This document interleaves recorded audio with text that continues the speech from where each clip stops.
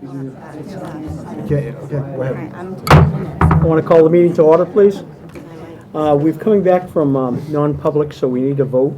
We need a motion to come back from non-public.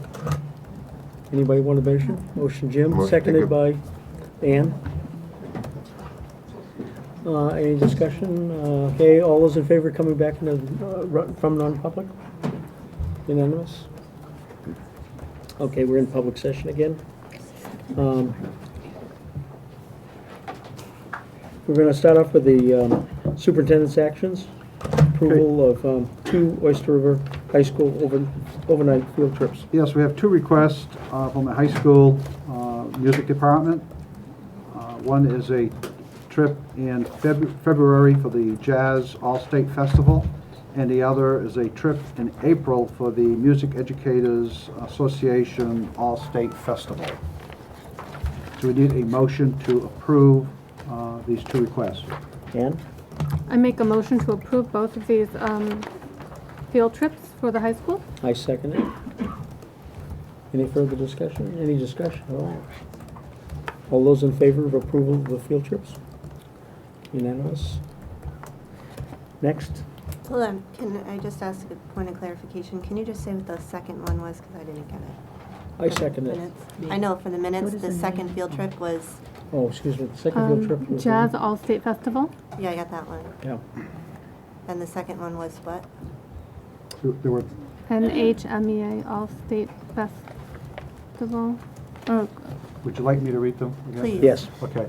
The first one was in the month of February for the Jazz All-State Festival. Yeah. The I got second that. one was in the month of April for the New Hampshire Music Educators So Association they're both All-State Festival. Okay. It's in your motions. Yeah. Yeah, And I I have know, a but motion I'm written trying- exactly for that you can refer to. I'll look at it after. I'm not as fast as Laura, so you're gonna have to bear with me. you're doing great. Okay. Announcements by the district? Any announcements tonight? Todd? Todd Allen from the high school. First of all, I just want to mention those 2 festivals. Those are our all-state festivals that our kids tried out for and were chosen for being outstanding musicians, choral musicians, jazz musicians. But it's a great honor for those 7 students. I don't have the names in front of me. I remember of a couple of them, but I don't want to offend anybody by leaving them out, so I'll read the names at a future date, so I cover that. On the subject of music, as we speak, the holiday concert is going on in the auditorium, and it's great music to be heard, I'm sure, and I hope to pop in and catch some of that. I also wanted to mention that this is the week that a lot of college students are back from their break, and we've had a lot of recent Oyster High School graduates dropping in to see us, and given a lot of the conversation around trying to find out how our recent graduates are doing. I've had a lot of conversations in the last week, as have my 2 assistant principals, with these recent graduates, and we've been very direct about like how are you feeling about your Oyster River experience, and to a person they've all said that they felt very prepared, particularly in the areas of writing. A lot of them feel very, very competent as writers. They, in comparison, talked to a young man who's at Clarkson right now, talked about how he was really feeling very well prepared for his experience. Writing is one of the big areas they talked about. A number of kids talked about the value of their AP classes and really appreciated it, particularly the kids that got through calculus. Really found those valuable. So anyway, I just put that out there that although that's an informal thing, and we are in the process of working on a survey, which we will do in a more formal way later this year to actually collect some real data and numbers. But it's nice to hear from our recent graduates. It's also kind of nice to see them drop by because it shows they feel really positively about their school. Last thing I want to mention is that we have on January 10th, which is the same day as the New Hampshire primaries, we have a big event planned here at the high school. It's a combination fundraiser and poetry night. We've joined the Poetry Out Loud competition, has joined forces with our art department to put on an Empty Bowls fundraiser.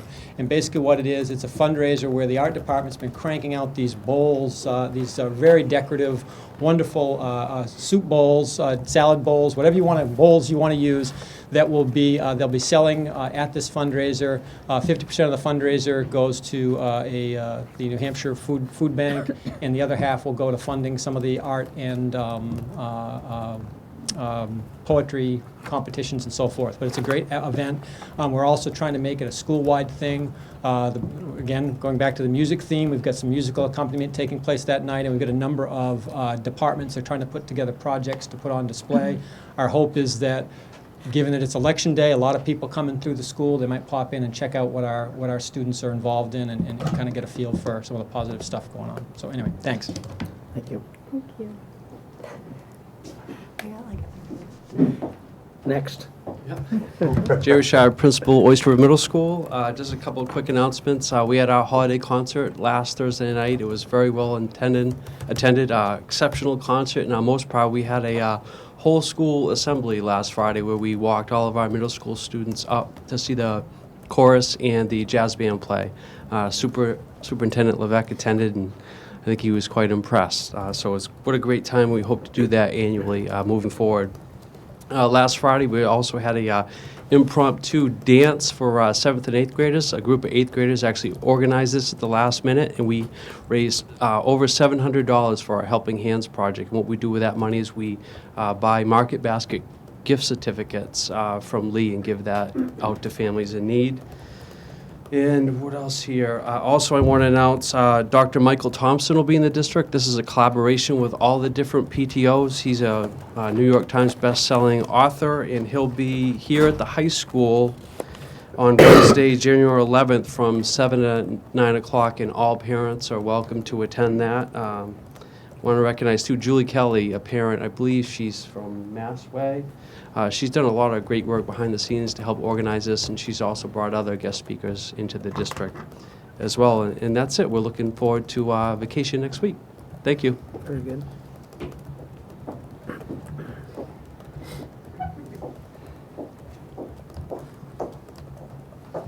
Hi, Chris Gallo-Mesway. I would like to send out a thank you to Pam Felber and Sarah Kuhn for an outstanding holiday concert, both during school and at night last week. And just want to thank all the community members and the staff members that have been collecting money and creating baskets for families in need.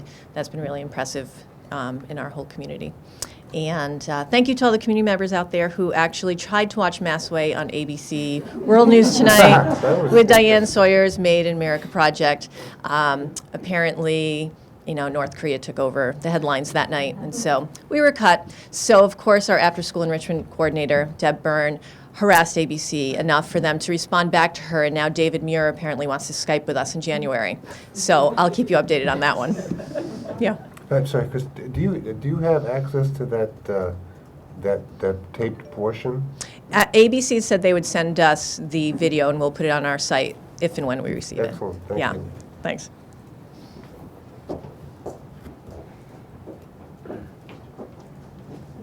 Hi, Danielle Bolduc. Basically, I just wanted to thank all the students and staff who have been contributing to a project that we're doing through VoiceThread this week. They read the book and discuss the giving tree, and then we've created, students reflect on the gift that they would most like to give this holiday season and create their own images. So we put that together as a VoiceThread. We've actually, because VoiceThread is free, they only allow you to have so many photos. So we've created 2 of them now, and I'll be sending that out through Alert now so you can check out the link. But it's really nice. The kids have animated their voices over type of gifts that they would like to give this season. So be looking for that on Friday. Thank you. Any board comments? Before we start with board comments, I'd like to make a change on the agenda tonight. Adding to the discussion items, I want to change the deliberative session. We need a vote on this to February 4th. It's a Saturday morning at 9 o'clock with a rain and snow date rather, of February 11th, 9 o'clock in the morning here at the high school. And I need a motion for that. Make a motion to make a change of the deliberative session to February 4th at 9 a.m. I think the motion is to change the agenda item Change to the add agenda item. deliberative Just add it. session Yeah. under discussion Just items. add it. Thank you. Okay. I seconded. Did you just second it? Okay. I said first. Okay. Any further discussion? All those in favor of changing the agenda item? Okay. Unanimous.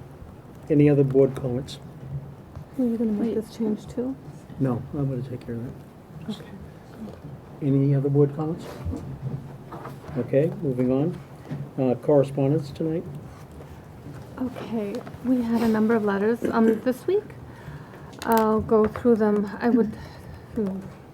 We had somebody who wrote in, they said they're against all the cuts proposed, but especially to the arts department. Her 3 children graduated from Oyster River, and her son, who works for Cartoon Network, was nominated for an Emmy They can- last year. I would remind you that they can read the letter themselves, but just give the flavor. I know some of quick them flavor. are harder to be concise. Thank you. Emmy last year, and probably could not have made it through the high school without the guidance of Tim Lawrence and other art teachers. Another person wrote in questioning is not what we do to make these cuts, but do we need to make these cuts? He does not want Oyster River to be a community of elites. Thinks we should look at the high school course catalog and look closely at some of these classes that are offered, like pottery and fiber arts and video game development. Another person wrote in and asked that there be more civility at the board table. We had 4 right-to-know requests in total. An Oyster River alumna voiced her concern about the dismantling of the arts department. Another person wrote in thanking the board for making the modest cuts in budget.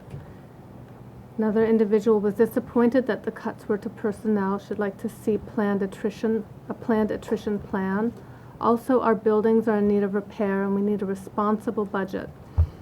Another individual wrote, does not think the board should be making important budget decisions late in the night. Past boards made the decision to not make important decisions after 10. We had an invitation to attend the Poetry Out Loud Festival. An individual would be happy to figure out for the board the minimum number of teachers needed to provide a suitable education in the district, as the figure does not seem to be at our fingertips. Another individual wrote and thinks that the board should reinstate the board's stipends. An individual wrote that they were dismayed by the rude treatment at the board table. Board members do not pay attention to people when they give public comments. Another person wrote, would like to move the deliberative session to Saturday. Another individual wrote in, said we should hold firm and cut the budget $500,000. We had a letter saying our community is required to provide an adequate education. Without fiscal responsibility now, there will be fewer opportunities for our children in the future. We had a letter saying now is not a good time to cut an assistant principal at the high school. A letter saying that they support reducing the budget by $500,000 and to characterize board members who want to cut the budget as anything other than hardworking people who want to see a quality education, as to have a personal vendetta against these board members.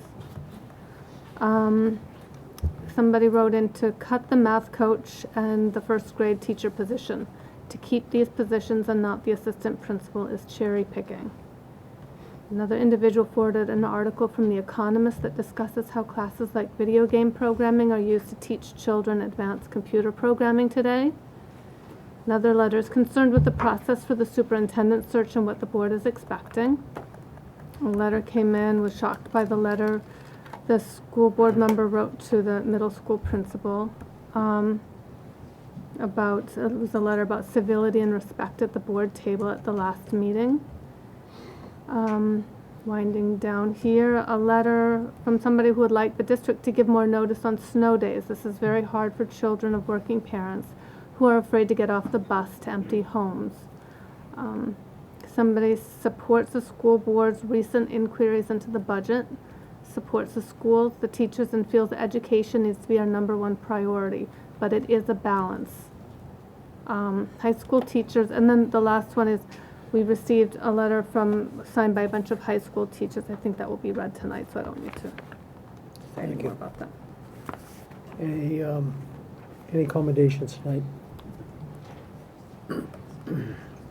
Moving on, approval of minutes. The special minutes for 11:30. They're on your back of the agenda. Yes, I have an adjustment to the minutes. Is this the appropriate time? we have to have a motion first. So you want to make a motion? Make a motion.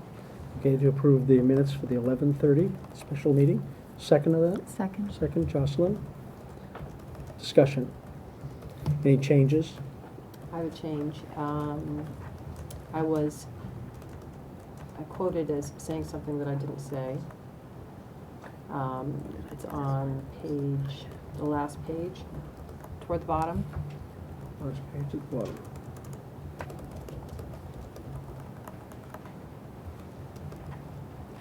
I didn't discuss the Aramark contract. However, Okay. I did say to refer to our adopted budget and eliminate the surplus, add in $330,000 for the downshift from the state, and a buffer of 400,000 or 500,000. And what that, Everything but this. that's not what I said. The notes don't reflect what I said, Okay, so what did you say? what I just said. Okay, great. Shall I give you those? No, well, I'll get it. Okay. 'cause Okay. You said it, so. And that the final number was that subtraction, and it came out to 500,000 and change, not 1,137,146. Get enough of that, Krista? Sure. Yes. Just a small change in the first sentence that Anne is referring to. It's capital improvement. Capital is misspelled. I'm sure probably all see that. With an A. It's good. Am I right? I think it is. Any other substantial Bless you. changes? Yes, Megan? No, I'm sorry. Oh. I don't have any. I'm just cold. No? Okay. All those in favor of approval of the minutes? I have to abstain. Okay. Okay, moving on to the minutes for the regular meeting of 12/7.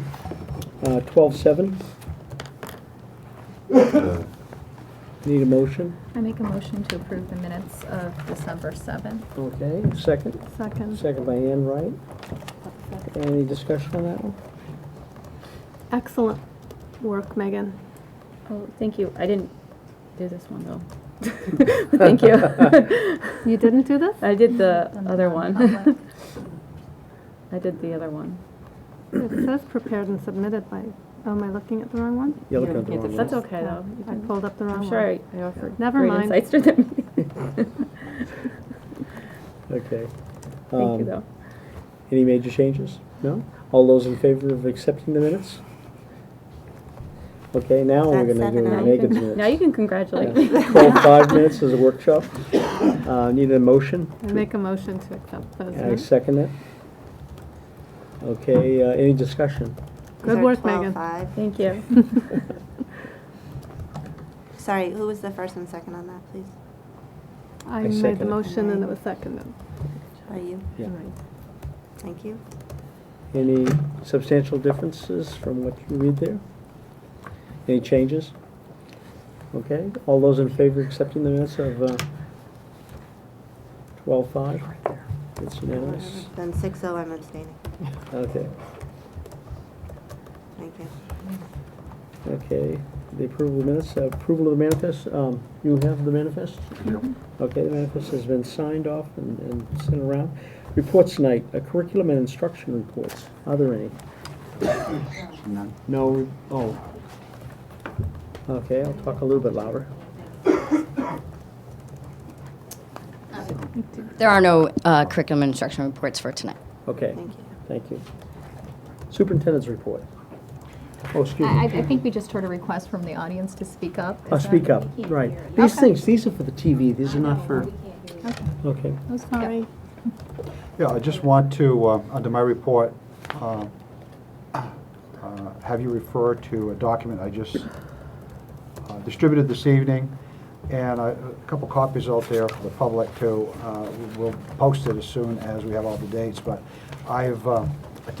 my office has attempted to put together a timeline for when all the public notices will be given, the publications regarding the budget, the deliberative session, when the newsletter goes out, and when the annual report goes out. So I've tried to, because I know now and then we'll get questions as to when will this be available, when will it emerge, and so we've tried to put together a timeline that we're going to follow, and we'll put it up on the web as soon as all these dates are finalized, and that's how our office is working, so I just want to make you aware of that.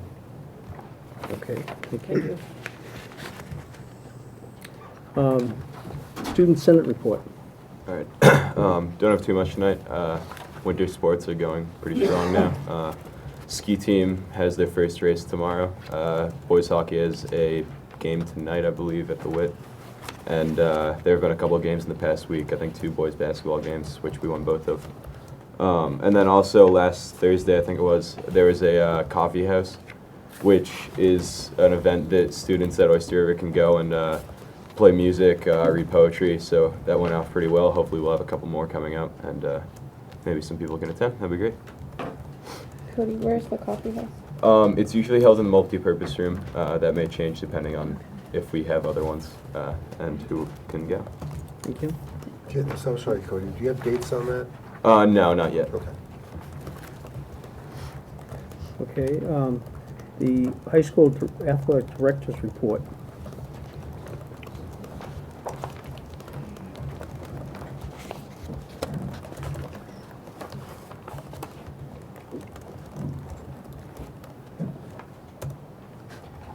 Good evening, Board. Please. Corey Parker, Athletic Director. I'd like to remind you that we put in so many minutes we'd like to stay on that schedule. Absolutely. Thank you. We'll probably be under it. Okay. To recap the fall, we certainly had a large number of freshmen and sophomores coming up for teams this year, which is exciting for a lot of our teams. At the same time, learning curves for some of our varsity coaches. So it was an interesting year with numbers. Starting with our Oyster River golf team, the JV and varsity finished at 12-17. Boys JV finished 12th at the state tournament. We had 1 female on the team this year, Ashley Tewksbury. She actually competed with the junior varsity all year, however competed in the girls state tournament and finished 8th overall in the B flight. So congrats to her. We also had 2 state qualifiers, juniors Ian Emsley and John Parsons, which you have to actually qualify for the state tournament based off your overall scoring average for the year. Oop, excuse me. Used to the iPad. Girls junior varsity field hockey had 17 girls throughout the year this year. They certainly had a lot of competitive games with some wins and losses, which kind of the coaches were happy with because it kind of grew the team. We did have 2 girls, Haley Bisson and Claire Hawks, who actually were promoted to varsity throughout the year, kind of buying into the work hard effort and moved up and played varsity for half the season. Girls varsity team had a lot of new girls to varsity this year. As you can see, they're returning 15 girls for next season, so the coach is extremely optimistic about next year's team. They did qualify for the state tournament with the 13 seed this year, which was one of their team goals at the beginning of the year.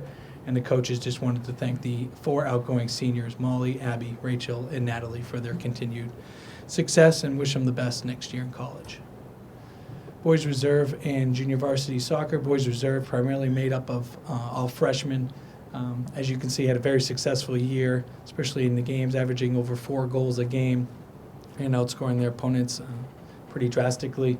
In the Junior Varsity, they've had 21 boys this year. They did not cut any boys. They kept everyone on, and that's the largest number they've had to really kind of bolster the overall program and instruction.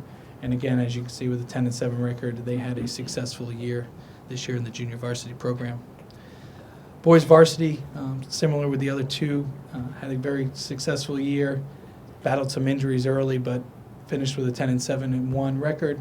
They actually earned the 9 seed and had to travel to Sauhegan, had their best game of the year, in my eyes and the coach's eyes, beating Sauhegan in the first round of the tournament 3-0. And then lost in overtime to Bedford 1-0 in the quarterfinals. Bedford actually won the state championships this year and was undefeated on the year. So according to the Bedford coach, we gave them their best effort, and both times we played them lost 1-0 in both strong games on our end. All-state honorable mention, which is voted on by the coaches. We had 4 seniors get the honorable mention, and John DeTurk, also a senior, was voted to first team All-State. Girls junior varsity, similar to the boys junior varsity, kept everyone. They had 24 girls this year on the team, which you got to give the coaches credit to be able to manage that in a practice setting and then keep 24 girls happy throughout games throughout the year. So I give them credit for being able to do that. They wanted to recognize Sam Stewart, who won the Sportsmanship Award, because she was the backbone as far as the structure for the team and support throughout the year. Girls varsity soccer finished the season With a 16-3 record, they earned the number 2 overall seed going into the state tournament. Lost a tough semifinal game to Hanover in overtime, 2-1. But were extremely impressed with their skills throughout the year and attained every goal they had. Going into the year, the 3 seniors on the bottom right, Riley, Marissa, and Izzy, only having 3 seniors, the coaches were curious to see how the team would battle, and they reached and succeeded in every goal they had. So the coaches were thrilled this year. And certainly Megan Como and Izzy Gorham recognized first team All-State, as well as Kylie Igo for honorable mention. Girls JV volleyball, a similar theme with most of our teams. Had a lot of young girls this year, with 7 of the 9 girls on the team were freshmen. Coach was thoroughly impressed with everyone's ability to improve throughout the year and wanted to recognize China Wong as their MVP, Amy Halstead as their most improved, and Brenna DeMore as the coach's award. Girls varsity volleyball actually advanced to the state semifinals for the 3rd consecutive year. It finished the season with a 15-4 record. Senior Kylie McCabe-Coro and Katie Nadeau earned 2nd team honors, and Kyla actually finished the season with her high school career with 1,009 assists, which essentially that position sets up every point that comes forth in a volleyball team. There's only 20 players in the state that have ever scored 1,000 or more assists, so quite an accomplishment for her, and we are looking into a banner in the gym to recognize her, along with all our other individual and state performances that we recognize currently. Girls cross country team this year, as you can see, their numbers were down. They graduated 8 last season.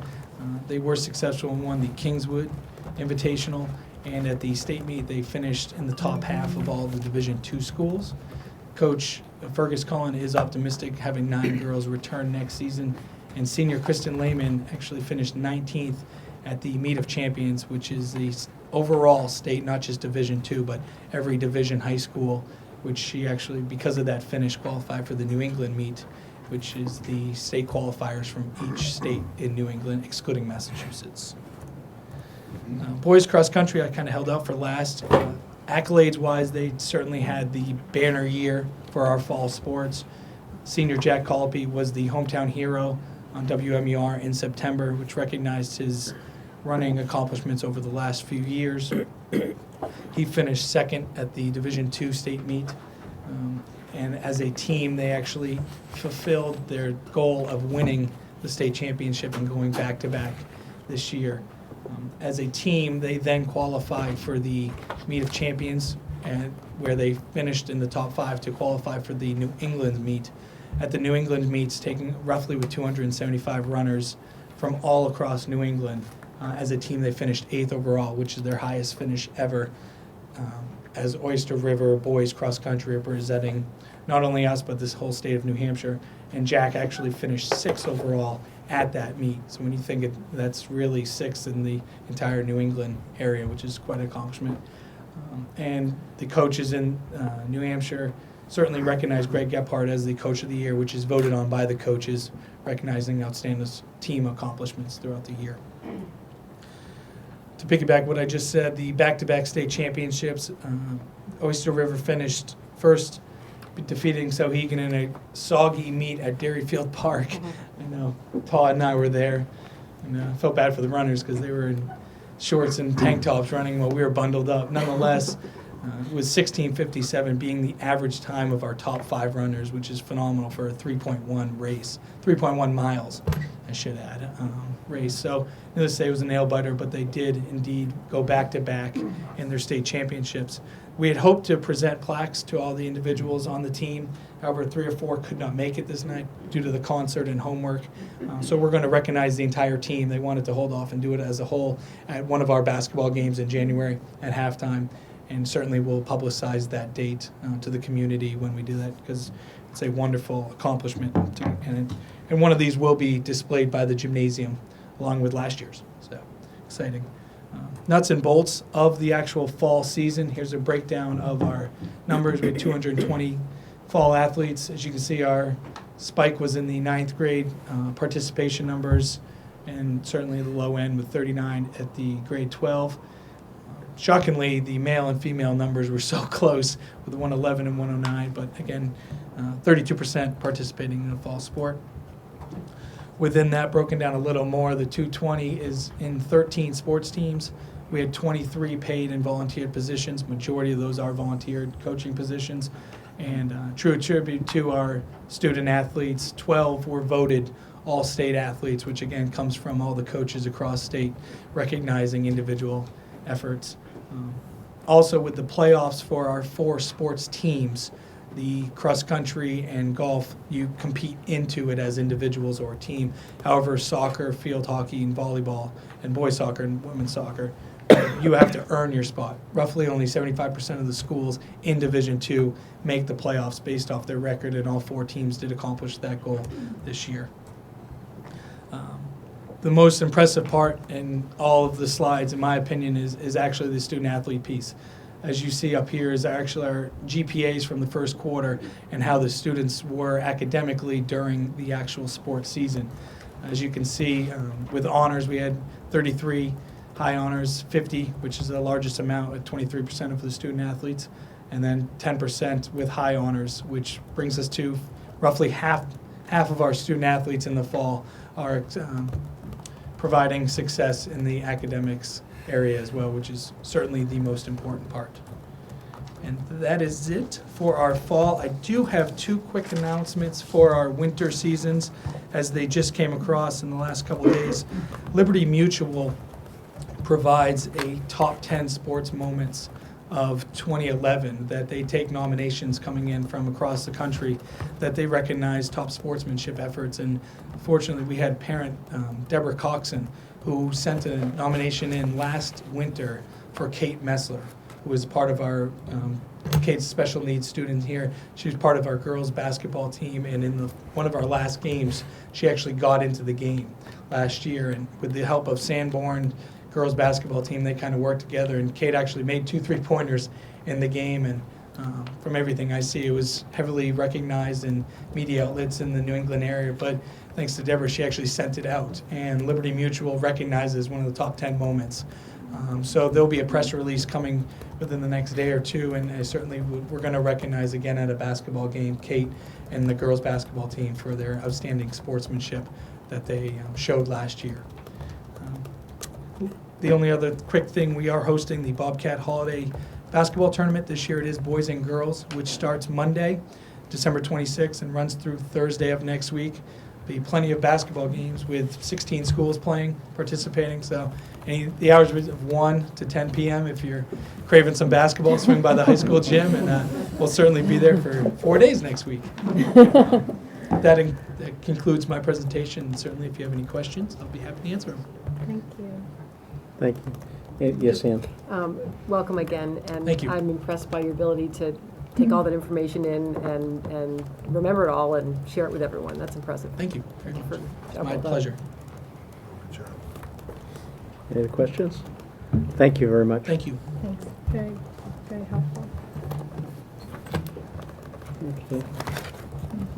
Moving on, we're going to talk about the facility study report. We're going to put the robotics until the end because they have a concert that they're attending. So we want to start off with the facilities study. And you are? Hi, I'm Kelly Davis. I'm a principal with Davis Goodrow in Portsmouth. I'm here with my partner Gary Goodrow. And I'd like to just briefly go over how we set up the report and basically what our conclusions were. And we have copies here that I mentioned to Susan Caswell about. You guys can pick up a copy as you leave. We have a copy sent to us.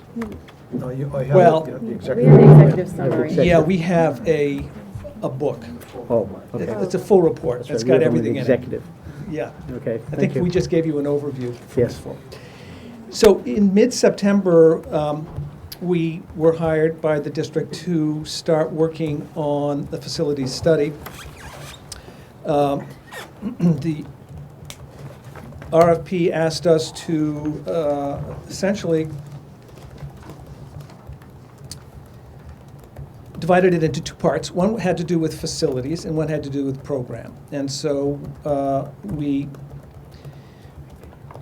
went out and started some kickoff meetings with the superintendent and the high school principals. And we started to make visits to each of the schools, many, many visits to the schools over the last 3 months, talking to staff and administrative people.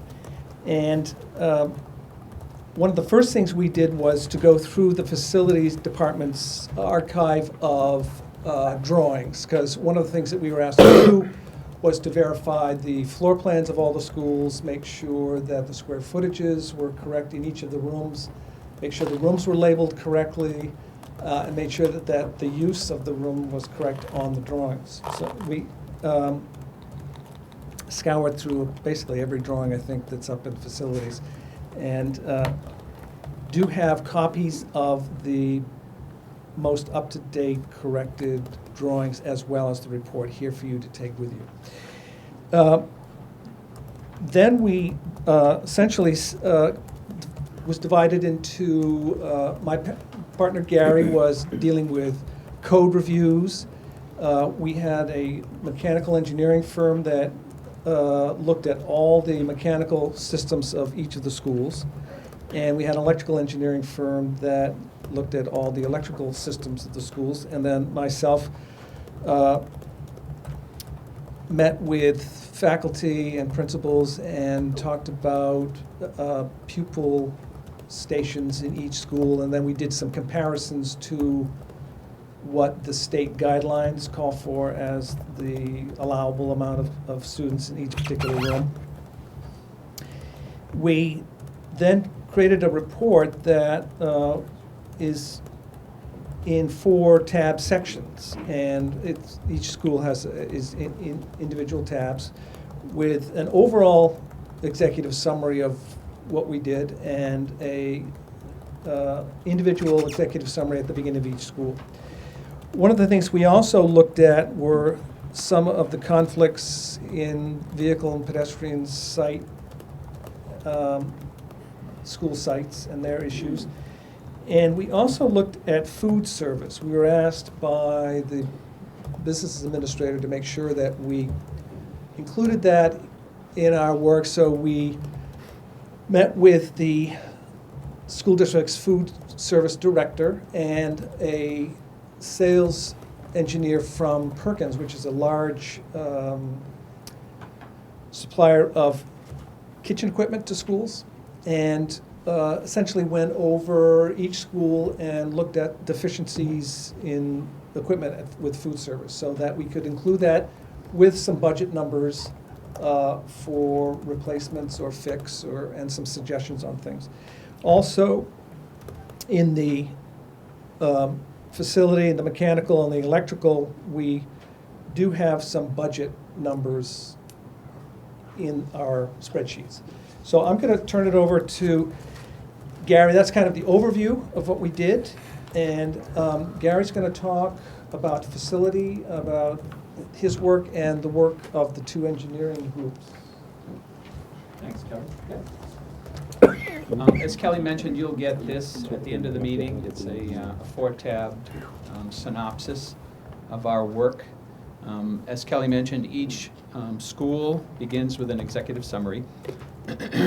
And we did the high school, the middle school, Moharamet Elementary, and Mastway. At the beginning of each, we looked at site. We looked at traffic patterns, both pedestrian and vehicular. We looked at issues where there's playground, paved playground area where students are, as well as the possible conflicts between delivery vehicles or other issues such as fire lanes where people shouldn't be parking and maybe some do. We also looked at the accessibility parking spaces. Some of the schools have accessibility parking spaces that are a little bit further away from the sidewalk with immediate access to the building than the ADA would suggest. So we've identified those and made some recommendations about that. Essentially, the ADA accessibility portion of our work has to do with the accessible path of travel. Once we get them to the site, to their parking spot, The ideal situation is to get them onto the sidewalk, into the building, have them access every major space within the building, every level in terms of multi-level buildings such as the middle school or the high school, stages, platforms, that sort of thing. Making sure they have access to restroom facilities, making sure there are no protrusions that might interfere with a blind person walking down the hallway, for instance. Making sure that doors are wide enough, door hardware is appropriate for them to pass through, things of that nature. Relative to signage as well. Signage we looked at every school. Some of the issues are some signs don't have braille when they should, some signs are too high, others don't have signs at all. Some are covered up by whatever happens in a particular hallway, be it a teacher's signage or a poster of some sort. I felt some of them and there were actually signs underneath, so I know that the sign is there, it's just covered up. Then we went on to building and code review in each of these sections, basically looking at occupancy categories. You have two basic occupancy categories. You have assembly and education use. The type of construction, whether it's combustible or non-combustible, that sort of thing. Means of egress, fire-resistive construction for stairs and elevator shafts. Penetrations through firewalls. We looked above all of the ceilings of all of the schools to make sure that if a wall is supposed to be rated and constructed as such, that over the years that maintenance personnel or whoever might have worked on the building didn't penetrate that wall and then not properly seal that penetration. We've identified those issues as well as looking at allowable building heights in areas. There's a couple of schools where we had some concerns. We've noted that in the report. Basically, some of these concerns are a result of the buildings being worked on, designed, and constructed at various portions in time, and the codes change every 3 years. So we're challenged with using the 2009 version of the IBC, the 2003 version of the NFPA code, 2010 version of ADA. So there's going to be issues that we find that the school doesn't comply with, but that doesn't mean that it didn't comply at the time that it was built or added on to. Okay, in the facility analysis, we have identified with a table format the code sections that we've looked at, the requirement that code section describes, what our findings were, whether or not you complied with it, what our recommendations would be if you didn't comply with it, and what a possible cost estimate would be to bring it into compliance if it didn't comply. As Kelly mentioned, our mechanical and electrical engineers did the same sort of study. Basically, our mechanical engineer looked at heating systems, ventilation systems, air conditioning, temperature controls, plumbing systems, fire protection, be it sprinkler, and the electrical engineer looking at fire alarm systems. They basically looked at code compliance, the capacity for expansion of those systems, boiler plants, your air handling systems, your air conditioning systems, whether or not there's capacity to add on to the building and not have to, say, for instance, add on new boilers to your infrastructure. Then they made long-term and short-term recommendations and also provided budget estimates for the work that they were suggesting needed to be done. The mechanical also provided ventilation calculations for every room in the building as a spreadsheet at the end of that section. As far as electrical concerned, we looked at electrical power distribution, making sure that the panels, the entrance into the building was large enough, whether or not the sub-panels had room for expansion, the major panels had room for expansion. There's issues, as there always are, with things being stored in electrical rooms, which is a code compliance issue. So we've made mention of that and what can be done about that. Emergency and standby power systems, whether or not you have generators. If you have conveying systems such as your stair lifts and your porch lifts and your elevators, ADA requires that there be a standby power system for those to make sure in event of a power failure that they still work. We looked at interior and exterior lighting, automatic lighting control systems for energy conservation. If you walk into a room, does the light automatically go on and off? If it doesn't, we've made note of that. Emergency exit signage, security systems, and data systems as well. And they've made recommendations as well and also put cost estimates to it. And that happens at all 4 of these schools. It's a bit of dry reading in some instances, but it's comprehensive. And a lot of what we did makes mention of room names and numbers, which is why we had to provide the 24-inch by 36-inch drawings, which are rolled up, that go along with this, because to reduce those in size, it wouldn't be readable. And some of the issues that we bring up, you wouldn't know what they meant without having those. Kelly wanted to speak a little bit about his program analysis methodology. Thanks, Gary. One of the things that was asked for is to look at the square footages of all the rooms, and we looked at general classrooms and two specials, art and music, to count, to get a pupil count in each school. We have a student enrollment for each school, and we have basically given you a count of how many seats are available in the school to be used by students. And we compared those, listing in our tabular form, listing all the square footages of what you've got. We listed all the square footages of what the state minimums are. We listed pupil counts. We listed what the state would allow you to put in classrooms, and we also listed what the district's class size policy is. So those are all in there as well.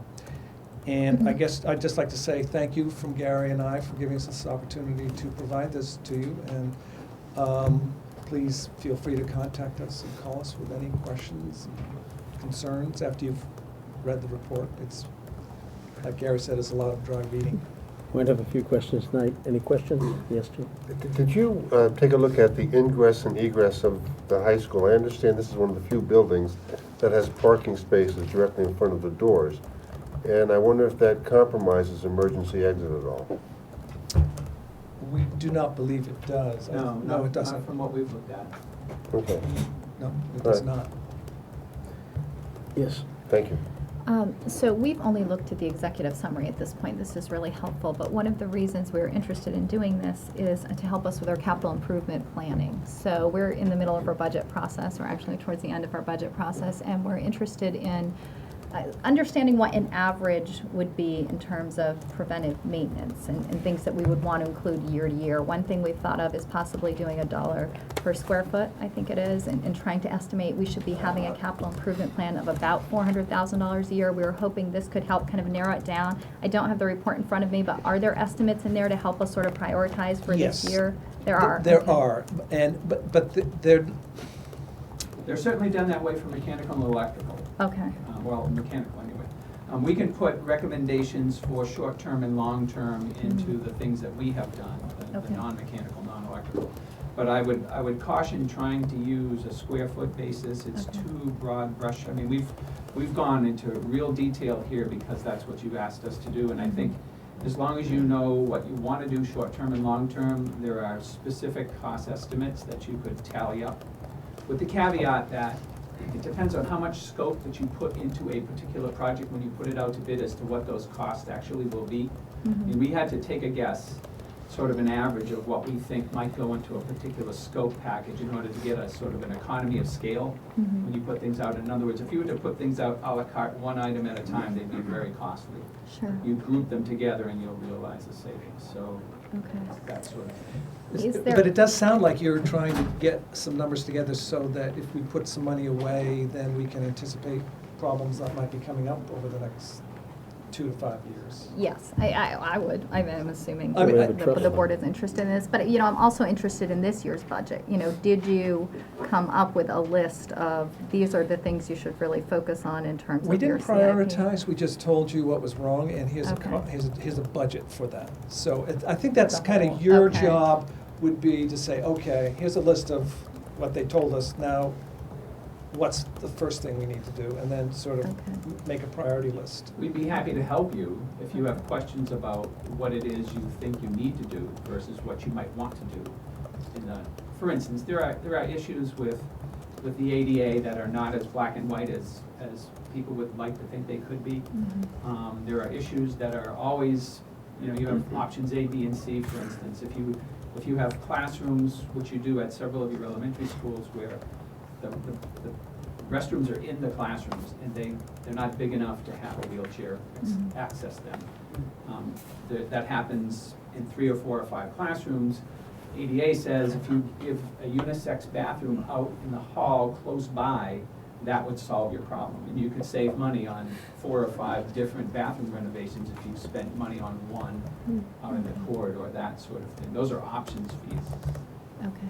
for compliance. Any other questions? I have one.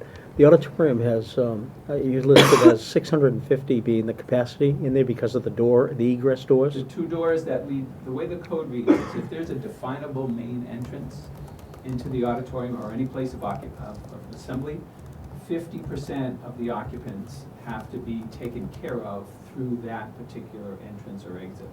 So right now, the auditorium has 2 3-foot doors for 72 inches.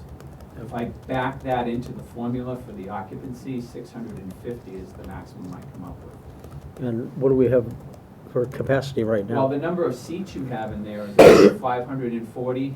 If I count the wheelchair seating and the companion seating that would go with it, those aren't there, they're not visible, but there's space for them. And then you assume you maybe have 100 or 110 people sitting on the stage, that would max it out at 650. Okay. And, go ahead. No, go. No, you found a lot of labeling of doors and other things painted over. That's a consistent problem at all of the schools that we have found. And for us to be able to say that the door complies, we have to be able to see the label. You can see that some labels have been painted. In other instances, the label is missing, completely missing. And it has to be on both the frame and the door in order to be code compliant. Okay. We'd like you to digest what we've done, and then after the first of the year, compile things and issues and questions and that like, and we're here consistently to continue on and interpret things for you, help create budgets, whatever it is that you need us to do is fine. We'll just keep going until we get it right. Thank you. You're welcome. Thank you. Thank you very much. Thank you.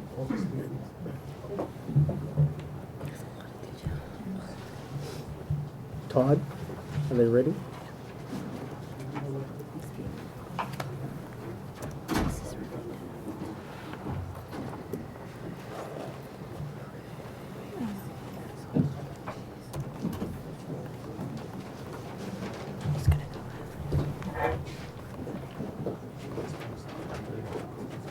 We're going to have a talk on the high school robotics club in the next.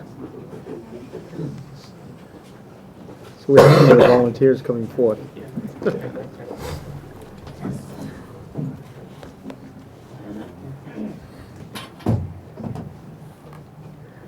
Welcome, everybody. Thank you. All right, we're rolling. Good evening.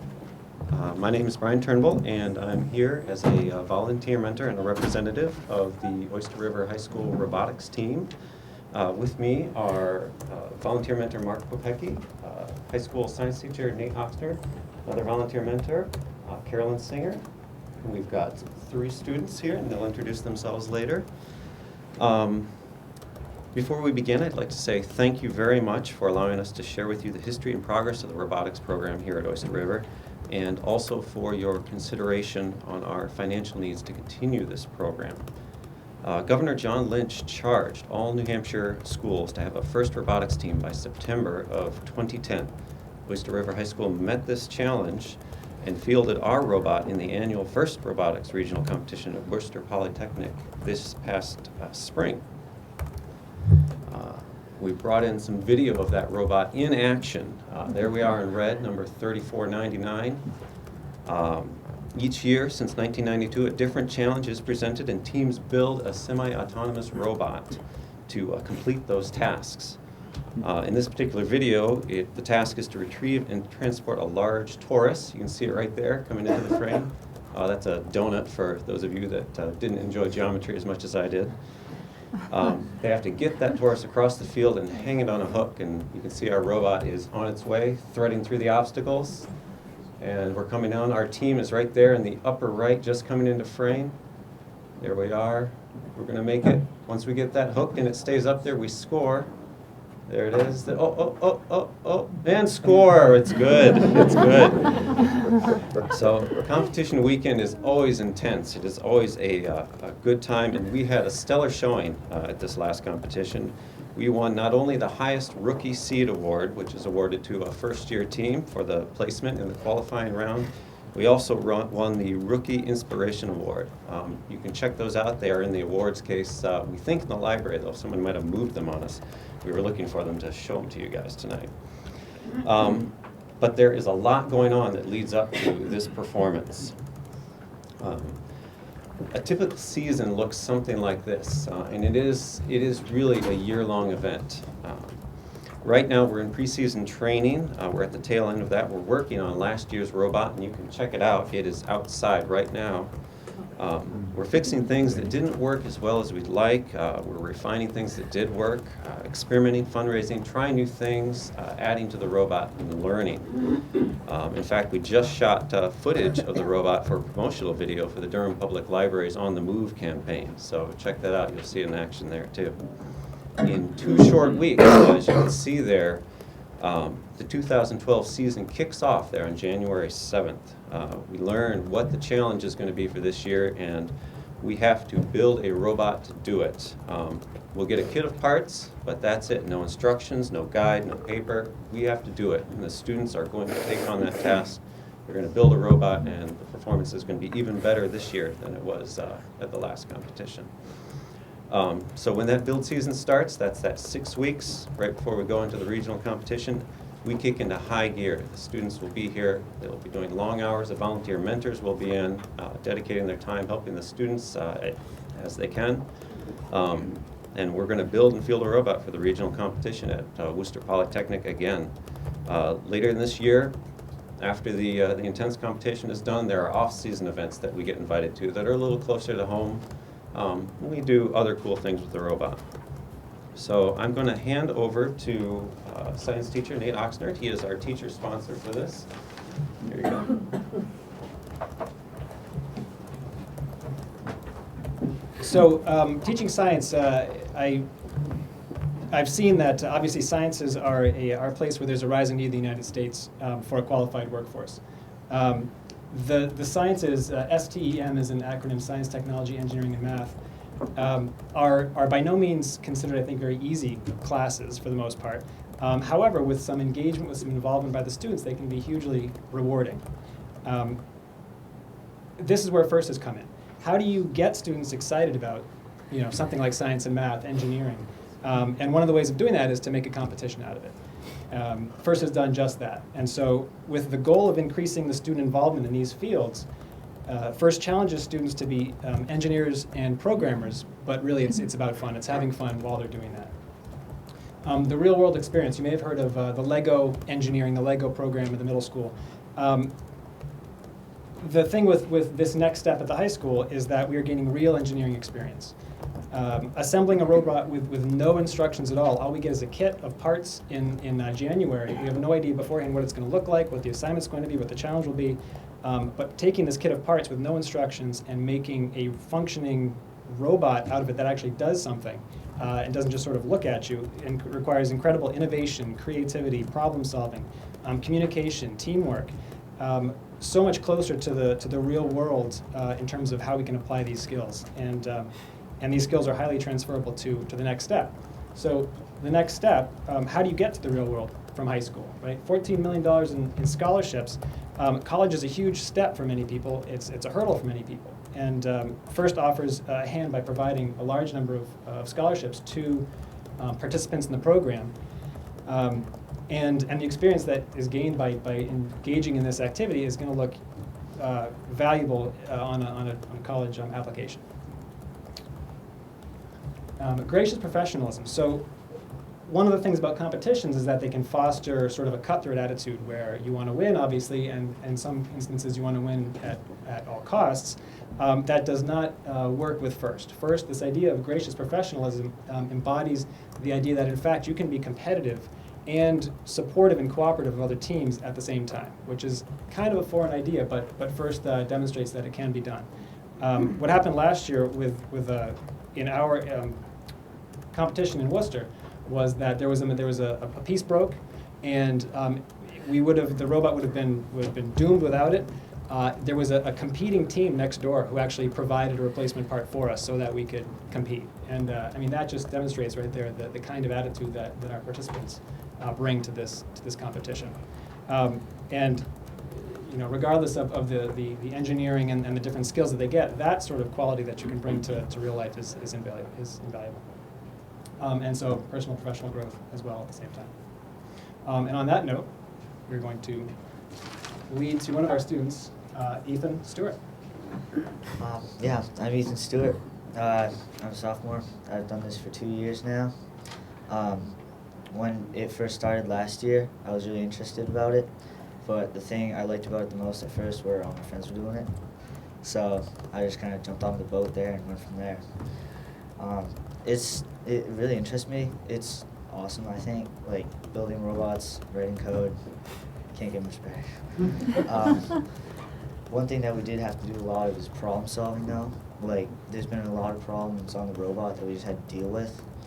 Like the caster wheels that are now on it now did not start on it originally. At first we had kit wheels on it and we had 4 of those, but there was a lot of skid resulting from that. There's probably still some skid marks on the 3rd floor of the T.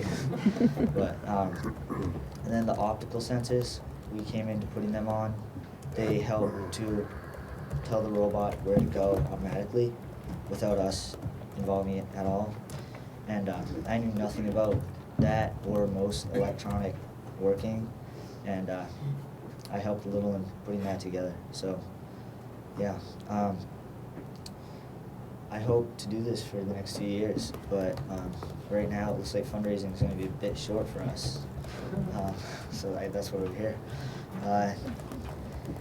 The process of doing this can be really tough sometimes. Like now and then we didn't have any instructions on what to do, and we just had to go do it, and that was kind of tough because like, what can you do without instructions besides make them up? Like, so numerous times we did bring the robot out to Morse Hall at UNH, when Ms. Becky works, and we worked on it there with some of the like space that they had, because like we don't have that much space here, and there's a lot more carpet there, and that's what the playing field was like, so that helped a lot. Since all my friends were doing it, I had a lot of fun.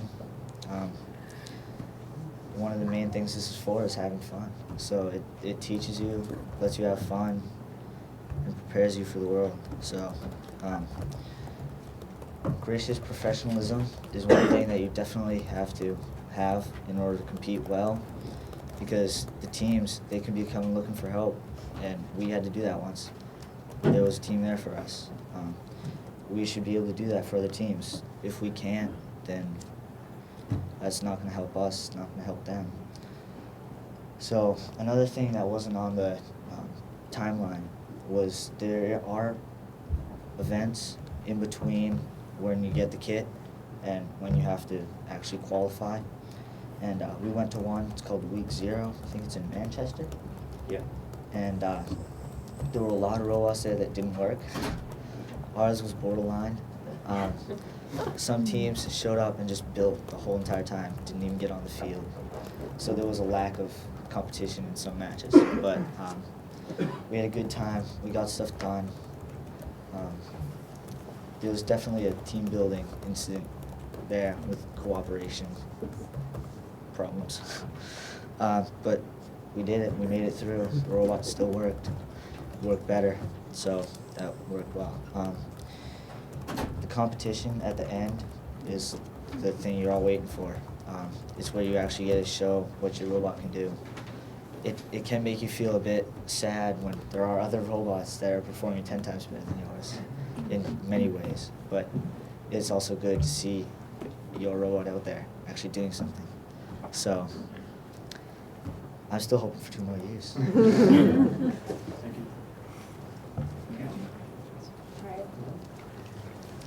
So, hello. My name is Cameron Alstrom. I am a 9th grader. This is my first year involved in the FRC competition. And already this program is helping me to develop the new experiences and the skills that I will need for the science and engineering career path that I plan to pursue. The analytical problem-solving skills, global setting, goal setting in areas of vast possibility, along with other new experiences and important life skills like working in a team, are all invaluable for what I look forward to accomplishing in life. So I'm very glad to have this opportunity. Very good.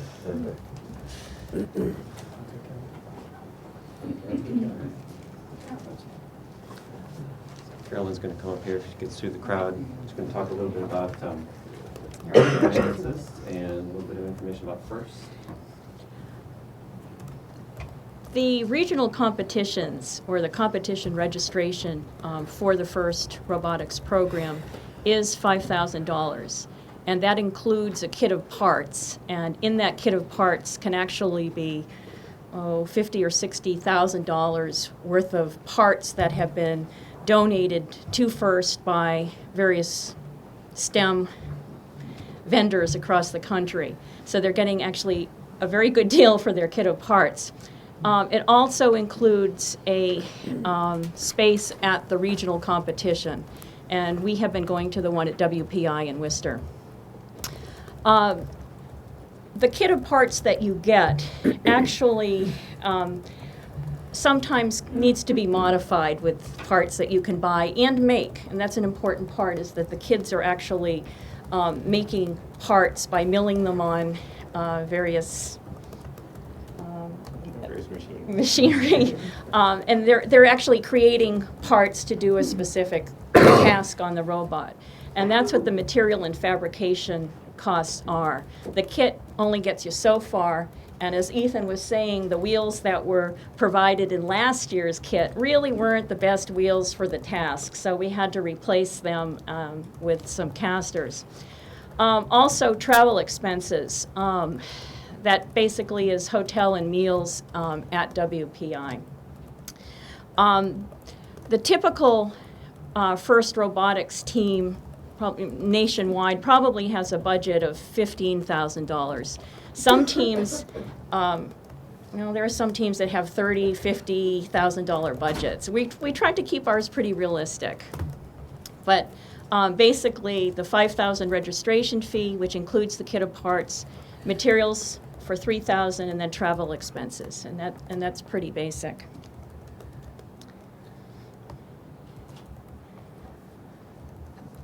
The First team has been really fortunate in getting a lot of local support for the robot. J.C. Penney at the Fox Run Mall actually was our sponsor last year and this year. And J.C. Penney nationwide has an after-school program, and every J.C. Penney store in the nation is sponsoring a First team. And I feel very fortunate that our local J.C. Penney has sponsored us. They gave us $6,500 last year, which was our full registration fee, and then this year we're getting a reduced amount because we're a second-year team. In addition to J.C. Penney, we received a grant from the New Hampshire Space Grant Consortium. They funded us both last year and this year. We've also been extremely fortunate to receive funding from a local resident, Ed DuPont, who is with the DuPont Group. He's been extremely generous to our team. And this year we also have funding from BAE Systems. So basically, we've raised $5,000 to date from various corporate grants. Part of what First is all about is ensuring that the teams are sustainable. And they really want the teams to fundraise, to raise some of the funds themselves. And that we are doing this year by sponsoring the first Lego League tournament at UNH, and that's generally in the fall. And the FLL tournament is for middle school kids. It's so we're hosting the Seacoast tournament. So by hosting it, our team will be making money. We get $50 for every FLL team that registers, and I think we get about 160 teams. I'm sorry, 16 teams participating. So that's about 2,500. And then also we'll be selling concessions. And again, we're hosting that with UNH, but BAE Systems is the affiliate partner of FLL in New Hampshire, so we'll be working with them. Also, at the Pease Air Show, a lot of first teams help with concessions, and they can make money that way. So we've got several fundraisers scheduled throughout the year, but the FLL tournament isn't until next fall, and then the Pease Air Show isn't until the summer, so that's creating a crunch right now. So, and now I'd like to introduce Todd Allen.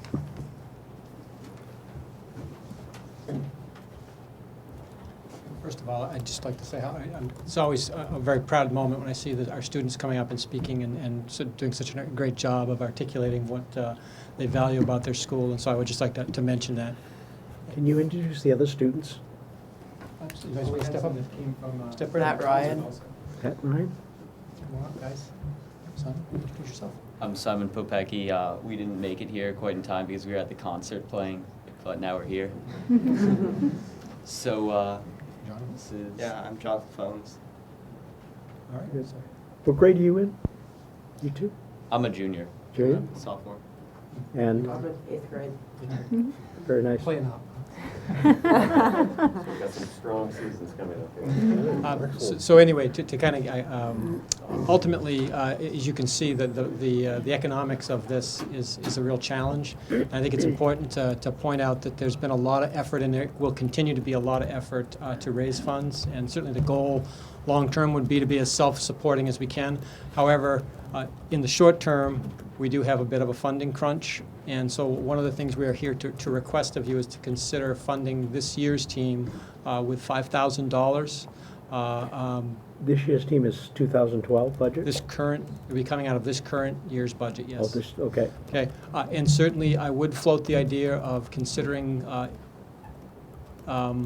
long-term what level of support this district wants to put to this. Certainly, one of the things that we're only a second-year team, and certainly there are some cyclical kinds of fundraising that we will get into the groove of, and it's really hard to predict what kind of funds that will generate. But certainly, I'm asking you in terms of a short-term need right now, but I would also like you to think about the value of a robotics team going forward. And I just as something to think about, this is exactly the kind of stuff that we need to have in a 21st century high school. Kids getting the opportunity to really hands-on do some of these pre-engineering type activities. So I don't need an answer from you tonight, so I'm not going to put you on the spot here, but I would request that you give serious consideration to this, because as we point out, January 7th is the beginning of the season, and we'd like to be ready to move forward. Yes.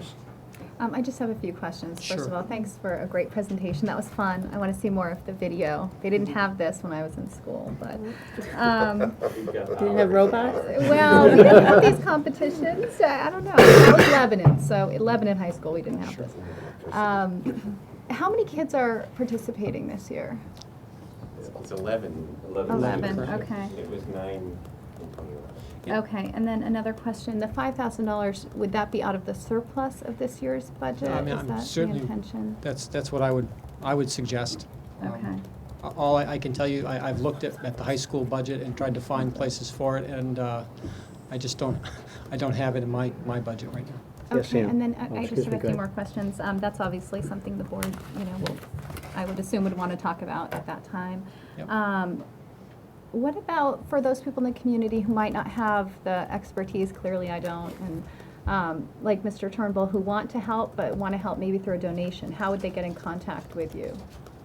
They can certainly contact me directly at Oyster High School, and I'd be happy to discuss any kind of private donations people would like to give. My email is right on our website, and Okay. just please do Okay. contact me. It might be nice on the front page of the website, since you've done this presentation, to maybe put it in one of the, frames and see if you can. I think that's a great do a idea. little We certainly telethon. can do that. We Okay. can do that. Very good. Yes, Ann? Have you had to turn any students away? No, no. But I do think it's the, like for example, doing this, the first Lego League challenge. I think we have kind of a feeder system, if you will, from the middle school, and I do anticipate this being something that there's more interest in. So. It would actually take some time for a team to grow. One of our mentors this Wait, fall speak, was from a... come up to the mic, please. One of our mentors this fall was from a New Jersey FRC team, and she's a business freshman at UNH this year, and she's a very enthusiastic proponent of FIRST. And she actually has a business plan that she wrote for the New Jersey FRC team. And one thing she shows is the enrollment increase with time. And they actually started, I think, about 10 years ago, also with 9 students, just like we did last year. And I think they're up to 50 or 60. And it just takes off almost exponentially. I have 2 follow-on questions. Okay. One is to Jay. I'm just curious what we have budgeted at the middle school for Lego, just so we have a precedent set. Budget for first Lego League. To be very candid, I've recognized a lot of these students where they started at the middle school, but unfortunately, we did not have a Lego League team this year, and quite frankly, couldn't find a volunteer, so maybe I need to coerce Brian into coming down to the middle school as well. So that's one of the things when you start clubs, it's you really reliant on getting volunteers, but how we've funded clubs like this, and don't take this idea, Todd, is we have a magazine fundraiser to help do those types of things, and we raise a significant amount of money. So that's how we've been able to self-fund some of those, and also we've had other grants and things like that to do it. Have So either one of you, or have you, and would you consider, have you approached our PTOs? What they do is they support enhanced we do that. programming We for do our that too. But again, I think typically that, again, I don't want to speak for this team, but that's a significant amount of money. A proportion of it.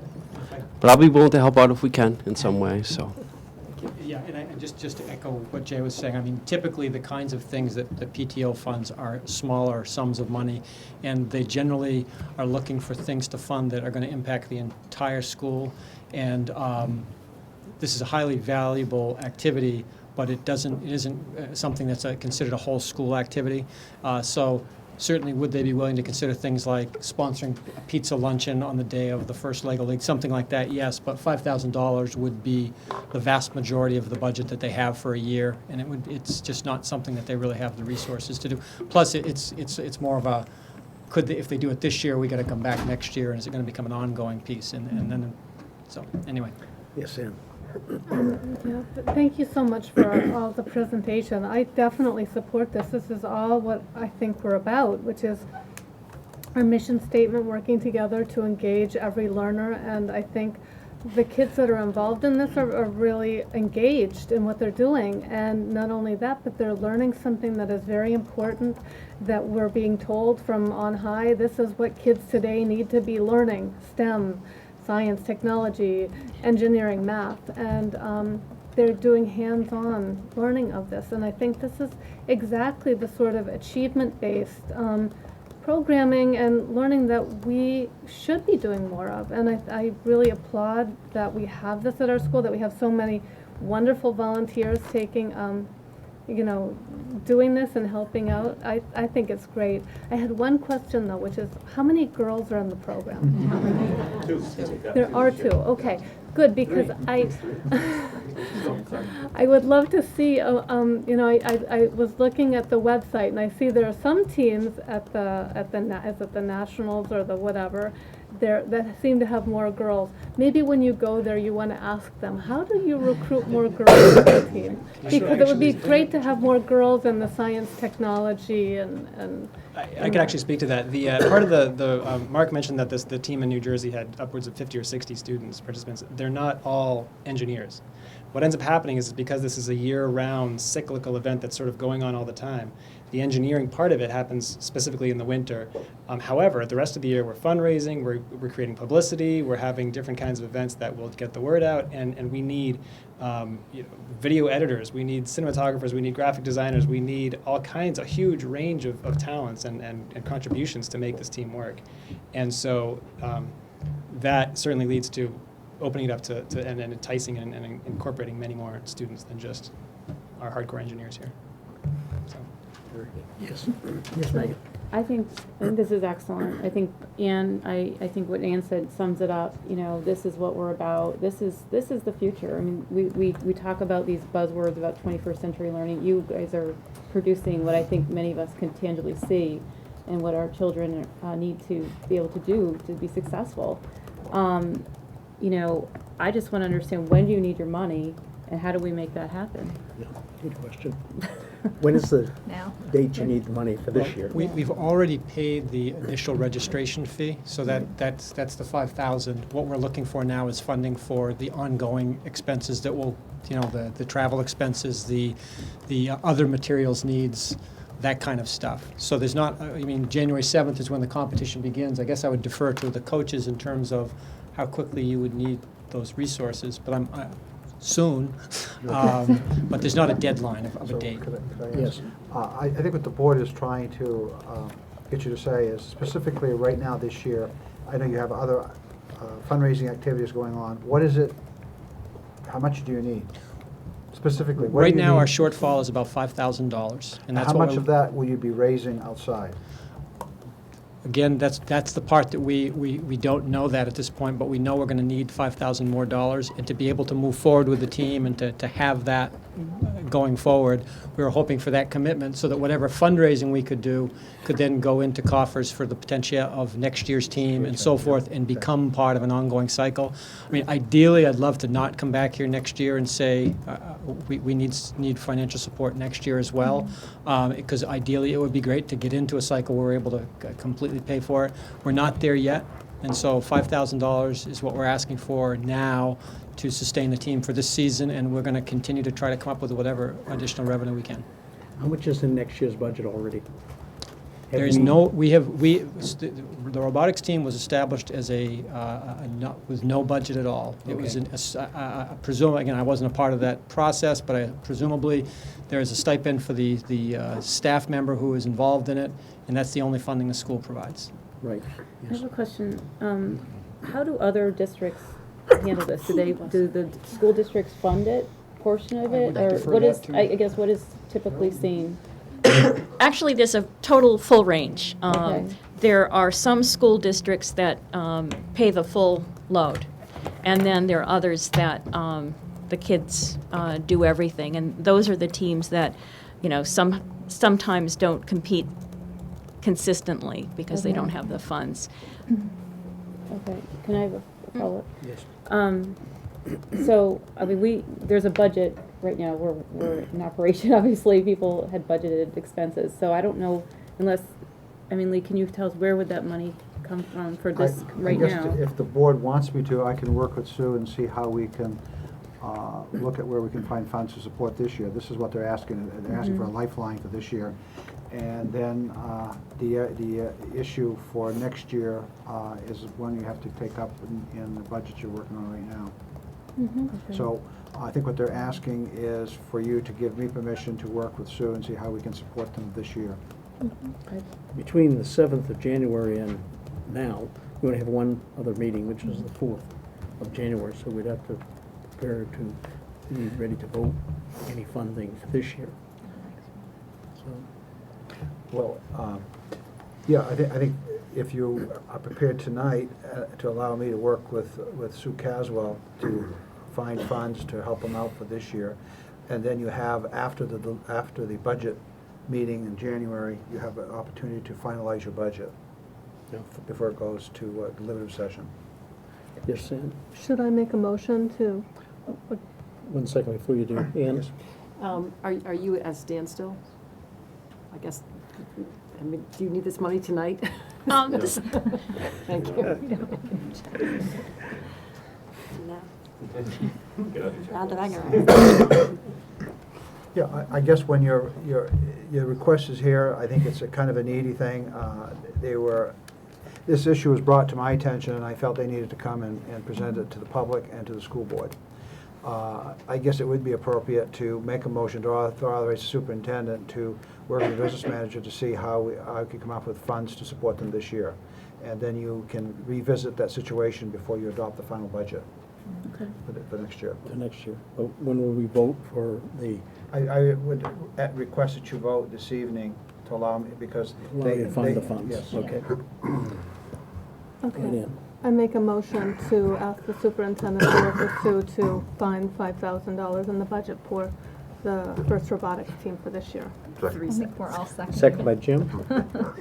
Any further discussion? All those in favor of the Hold on motion? a second, Okay. I'm trying so hard. You have to raise your hand. Discussion? Yeah, I just don't want to say one thing, that we spend $85,000 in athletic officiating fees, and I think we can probably find a way to scrape $5,000, since the following year, we're giving up $6,400 in board stipends. So perhaps we can all kick in a bit. Okay, any further discussion? All those in favor of the motion? Unanimous? Thank you. Thank you very Good much. luck. Thank you. Great, thank you. You gotta win now. Just kidding. Okay, moving on to Advisory Budget Committee.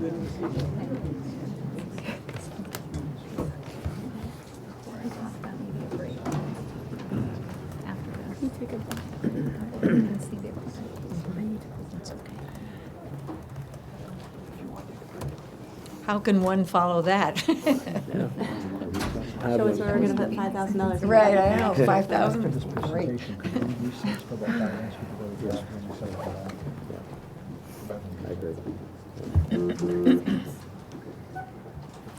Well, Lisa's helping me find the PowerPoint.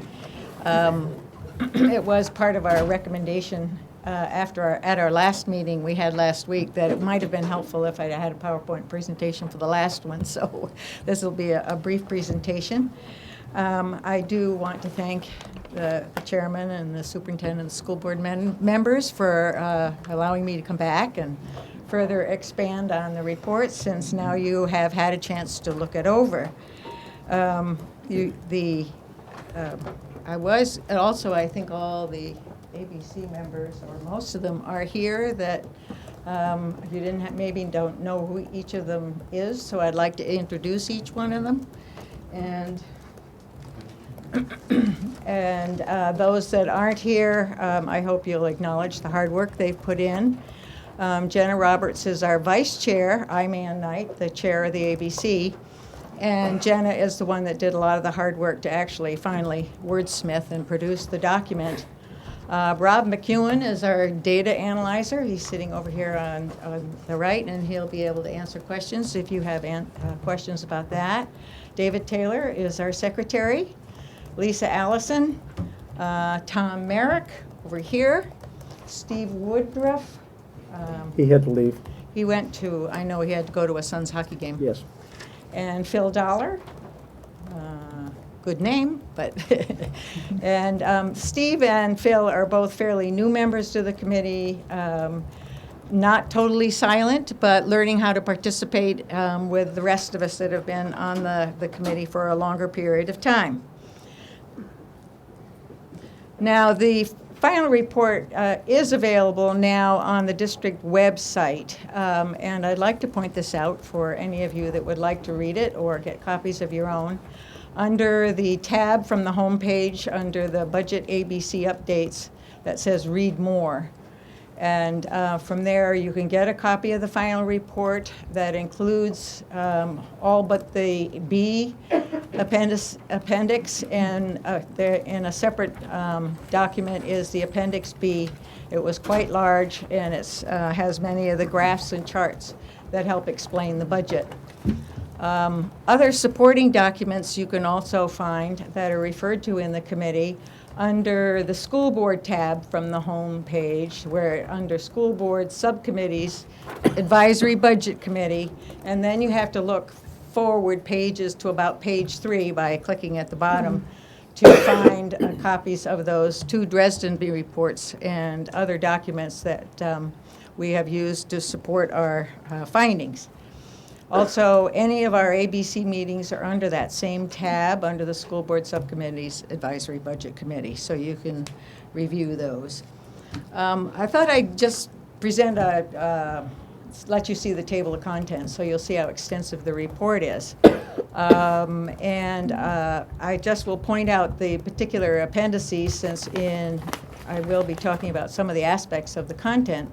But the composition and charge of the ABC was clarified last summer, and that is included in the appendix. The report submitted by Lisa Allison to the ABC about the high school class sizes is included there.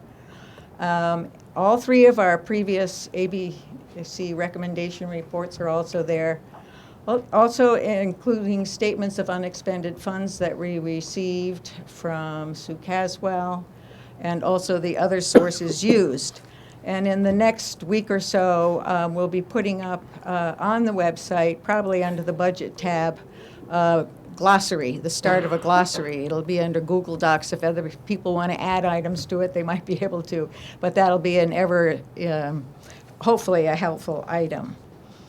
Now, I'd like to mention that last week we had an ABC meeting, and we were a little concerned that our document did not get to the school board members, so that we unanimously agreed that the email delivery system needs to be improved, especially to avoid human error and to make it possible that school board members get emails with large attachments, so that they are received reliably in a timely fashion. Now, during the last 2 months, really, we have presented the school board with 3 reports of preliminary recommendations, and they evolved after lengthy discussions with budget area directors and principals of the 4 schools. The preliminary recommendations, along with several budget and process recommendations, are included in our report. However, in the executive summary, and our 6 overarching concerns really frame the document. And I just want to repeat those, even though I gave them to you last week. Acknowledging the fact that the district is experiencing declining student population and has been for the last 10 years, we realize that current staffing in some areas remains below district guidelines, and those are the district class size guidelines. This was also mentioned by the facility studies. Therefore, we're recommending that over the next 2 or 3 years, the district develop a comprehensive plan to bring in at least 100 additional tuition students. We acknowledge the fact that this is going to take more time than being able to do before fiscal year 13 budget is adopted. Also, the need for a long-range strategic plan that will drive the budget process, drive many of our decisions, should be a top priority for the district, especially under the guidance of a new superintendent. Facility maintenance priority remains a fiscal priority for us and should be for the district. Adequate allocation of resources should prioritize safety and recommendations of the facility study. ABC recommends, and this was a number that we came up with just for lack of a better figure, $1 per square foot of current buildings be budgeted each year, which is about $403,000 per year. This we may need to think as we hear more about from the facility study. The budget really can be difficult to understand because changes happen as lines move around, and because many of the increases in the budget are really masked by one-time savings.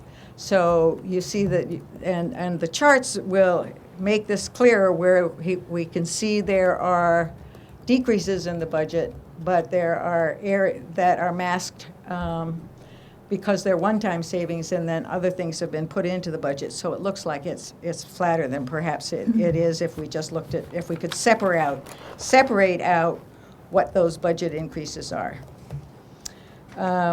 Salaries and benefits make up almost, actually 79% of the funding requests.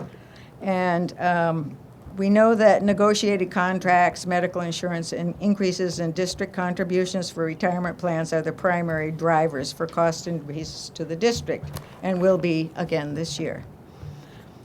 Overall, the budget process was really smoother for us this year, although we still found that up until the last week, we didn't have information from all the funds, and it would be helpful if we got those in a more timely fashion. So, since so much of our report really focuses on the process and our specific recommendations were put in other reports, that I want to just briefly summarize what the process was this year. On October 4th, we had a presentation of the budget as prepared by the administrative team, and each member of the team presented that information to us. However, at the very end of that session, there was a roundtable discussion that was encouraged by the superintendent for each of the school board members and each of the ABC members to make a specific what their highest priority was about the budget. And at that time, there were several people that were feeling that there were areas that the budget still should be reduced, or where other things should be maybe take more consideration. So that was, we therefore we really felt the ABC really didn't have enough time in the calendar as it was structured to review each section of the budget in detail, make recommendations to the school board on each area, and create a report by committee, and agree how much and specifically where the budget should be reduced. So it came upon that finally that by the meeting on, I guess it was the November 30th meeting where the school board stepped up to the plate and really responded to the desire that the superintendent wanting to know as soon as possible if there were going to be major budget reductions. And so they stepped up to the plate. The ABC really could never reach a point where we could agree on a figure or a dollar amount that we felt that where there should be decreases in the budget. We could pick out particular items. However, we felt there should be maybe some reduction to allow for what we anticipated as being additions and increases in the budget from warrant articles or from other school board decisions of things to put in. So in order to have a relatively flat budget from last year to this year, some of us were looking at that as an aspect of it.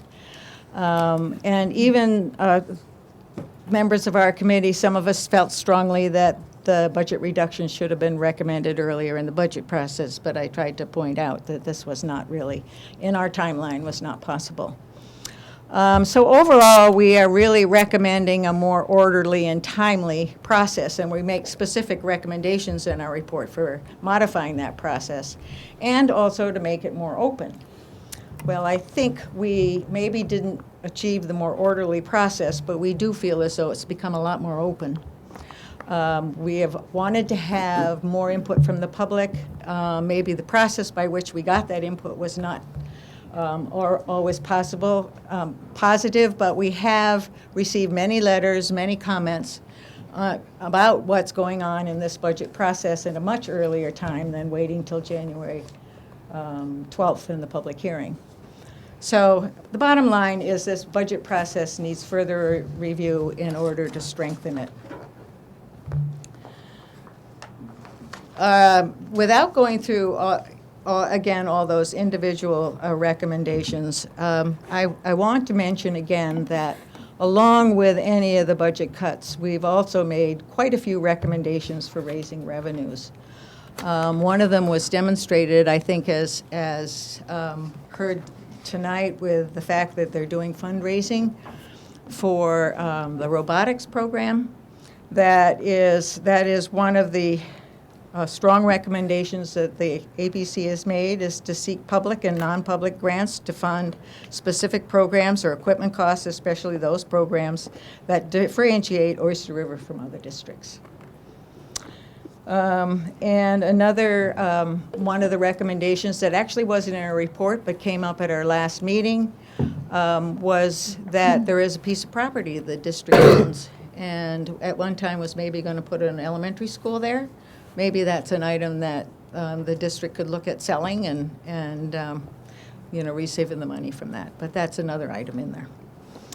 So as I mentioned, the ABC did have a meeting last week. And at that meeting, prior to that meeting, we had received a document which was the list of items that was raised at the last school board meeting that were specific areas that reflected non-staff cuts. And this was prepared by Megan and Ann on their own without consulting the ABC, but the ABC felt they wanted to take a look at that list. And that led to a lot of discussion, and we really would like to stress that we made a specific recommendation that we support further discussion between the board and the administration of reduction in non-personnel items based on what you see is already on the list prepared by the two women on the school board. Now, we feel that some of these items were already discussed and modifications have been made to the proposed budgets, such as the school board salaries and legal services. However, there are others worth considering, such as energy costs being reduced by lowering thermostats, or, I don't know, whether the district office and the business office both need copiers, who knows?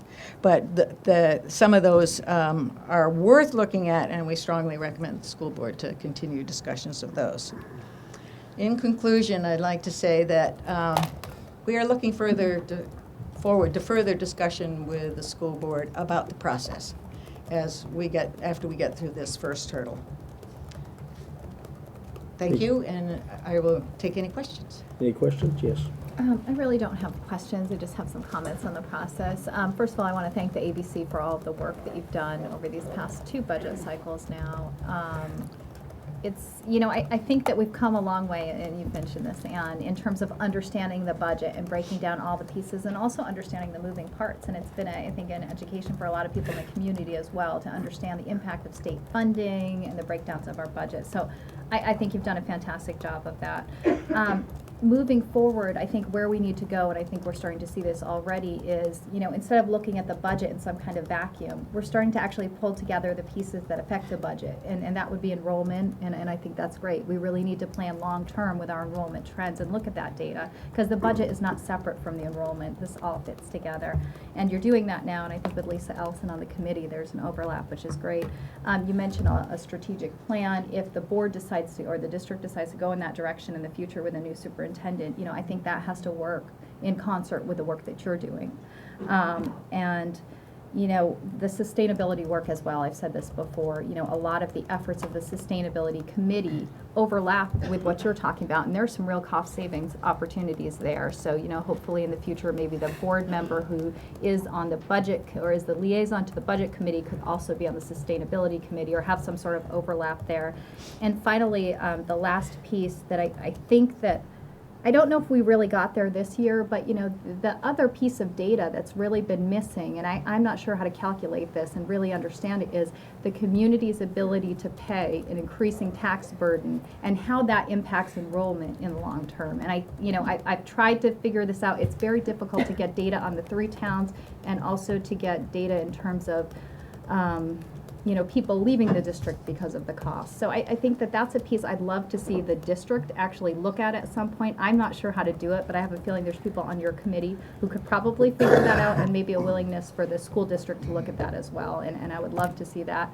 My time is almost up, so I'll let another board look at that, but I think that would be great. Yes, Megan. I had a question for Anne. Yes, Megan? What is the ABC's next step? What do you view as your next, do you have another meeting planned, or what are you We have no for? other formal meeting right now scheduled before we go to the public hearing on the 12th. or Okay. before the next school board meeting, so we don't have one scheduled. Okay, okay. That's You know, we. I didn't know. If there is a need and if there's a charge, we fit in a meeting and we, you know, let the public know by posting it on the website when we're going to hold that meeting. But we don't have one on the calendar right now. Okay. Okay? Thank you. Yes. One more thing I forgot. Have you had a chance to look at the default budget? That's something that we have in our packet tonight. No, but that would be one thing that perhaps the school board would like us to look at. And, you know, we even sort of brought it up that it might be helpful that if we had, you know, another meeting to go over that before the hearing. Okay, I would find that very helpful as a board member. You know, it's always been sort of a mystery how the default budget is calculated. I know it's kind of like the simple formula, but how do we define a one-time cost? And I think it'd be useful if the committee is willing to do that. There may be some things about the facility study we'd also want to take a look at. Ann? Thank you so much for all of this, and I think one thing that I took away from reading your report is that you guys do way too much work. It's very unsustainable. You're going to cut her salary. I don't know how you do it, and I'm worried about you. I'm worried because, you know, as you know, you've lost some members, and I want you guys to stay, so I don't want you to overdo it and put too much on your plate and burn out. So I think it's important to what is it I'm trying to say, to, you know, take it nice and slow and easy, and not, I read your minutes and I see you stay very late, have very late meetings, so I just want you to, I know you're trying to do what's best for the community and the district, but just try to not overdo it so much. We'll take next week off. Yeah, you had the last meeting. I did not see that on the budget calendar, though. The one that was, and that confused me, because that you had all of your ABC meetings, but that meeting wasn't on the budget calendar. I know, because we didn't know we were going to need one.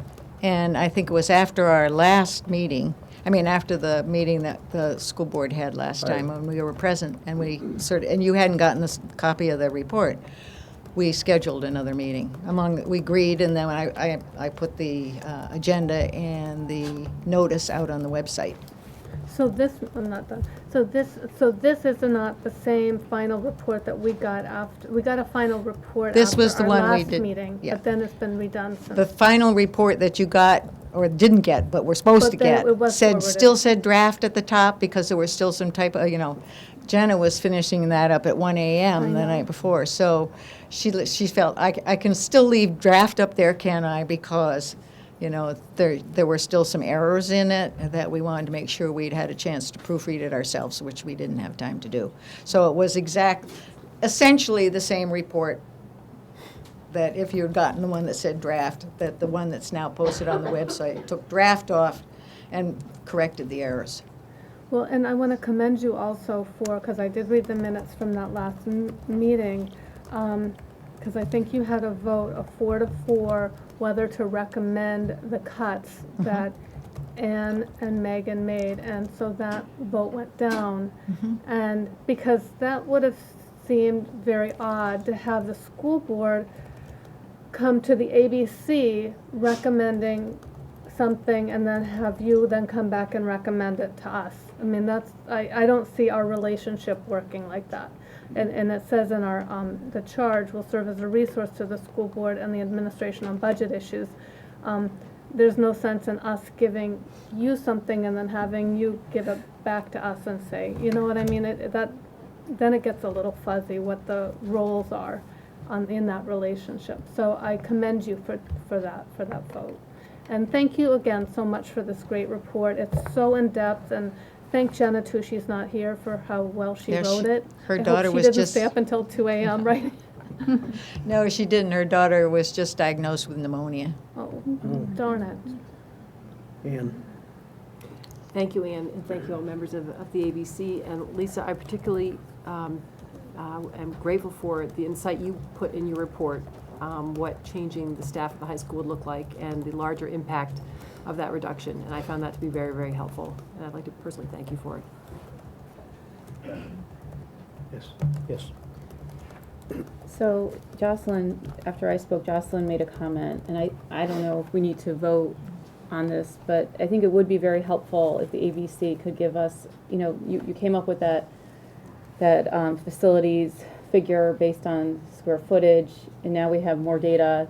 If we could get some I know that's a very large report to pour through, but getting a sense if that number is still valid and how often, what the, deviation, that would be helpful, I think. And then I do think getting, even if it's just more for a tutorial for the board about the default budget, I think that would be very useful for the community at large to hear.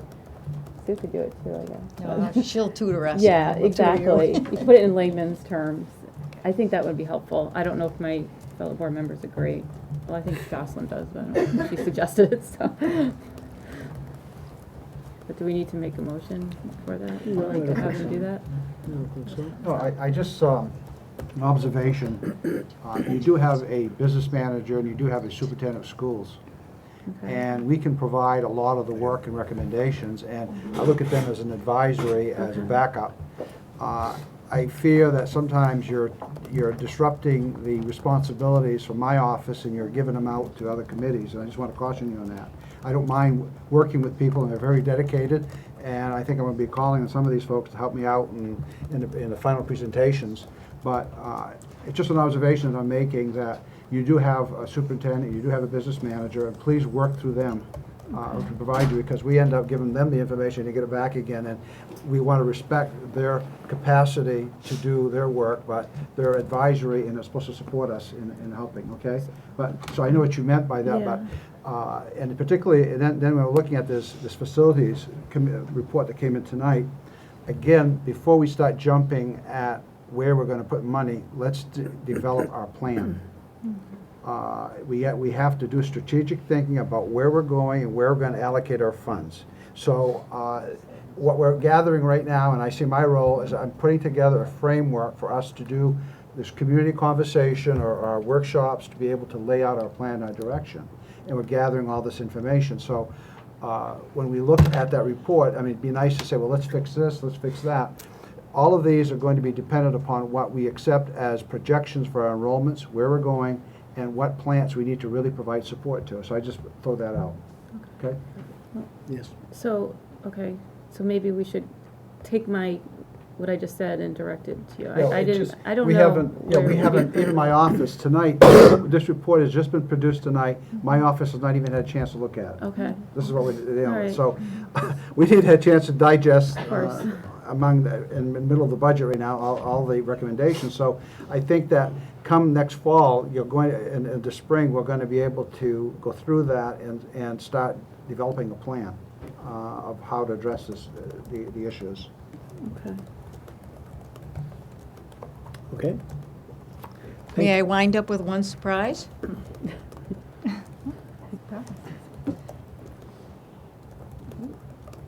This is something that I'm going to ask Rob McEwen to come up and explain, because it's a tool that the public can use, the school board can use, we can all use to estimate our taxes based on the data. Rob? The business administrator puts together a tax impact estimate spreadsheet that's available. I think it's probably been in several of your packets. And each time that number changes, the number you're sort of working with, that whole thing has to get redone and redistributed. This is dynamic. It's a Google Doc spreadsheet which anybody in the district can access, anybody in the world really.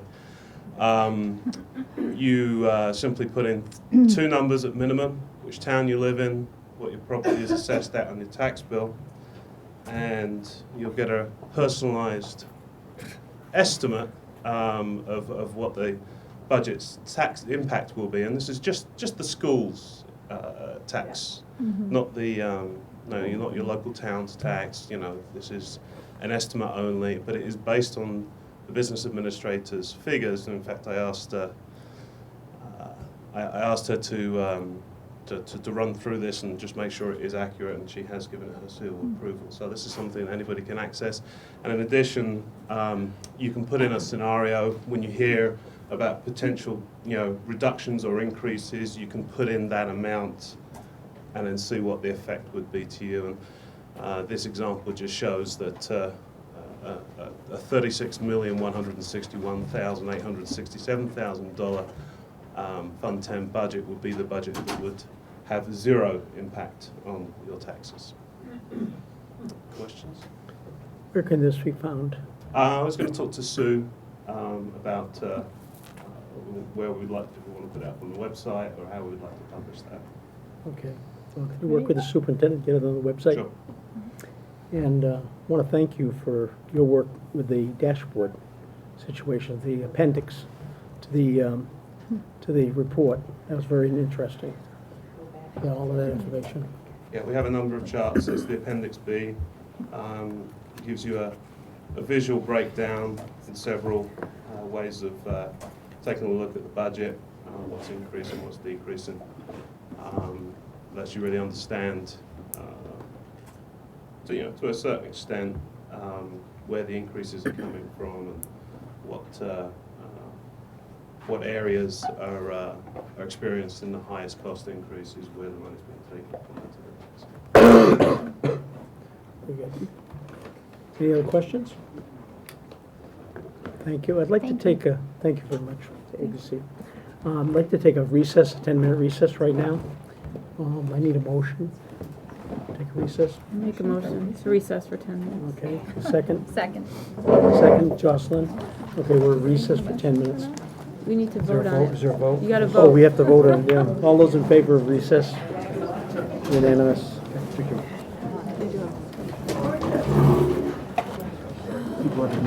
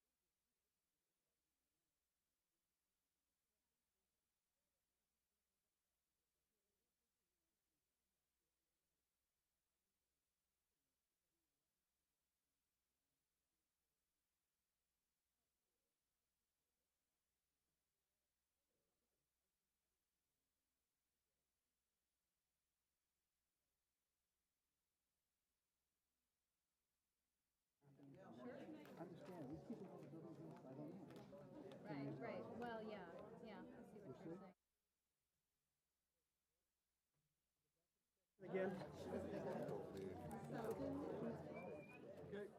Hey, everybody.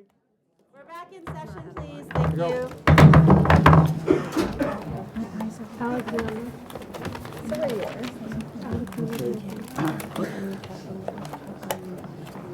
Okay, he's all set. Okay. He's okay. Moving on to school board committees. Any committees to report on this week? Yes. I have two. The Communications Committee met on December 8th. We prepared the materials for recruiting for the Superintendent Screening Committee. And evidently it worked since we have a number of names that have come forward. The Sustainability Committee met yesterday. We're currently, the committee's currently drafting language for a warrant article to extend the work of the Sustainability Committee. Right. And let's see, our next meeting's on January 11th. Anybody else reporting on the committee? I want to report that I was at two advisory ABC meetings, and you heard the report tonight. They finalized their final report, and they haven't scheduled another meeting yet for the rest of this year or early next year yet. Has the evaluations committee met? No, they have not. Yes. I met with Lee beginning of December sometime to turn over the policy committee to the superintendent. Okay. December 5th or something like that. Sounds good. All right. Okay. Okay, moving on. Public comments. We have public comments.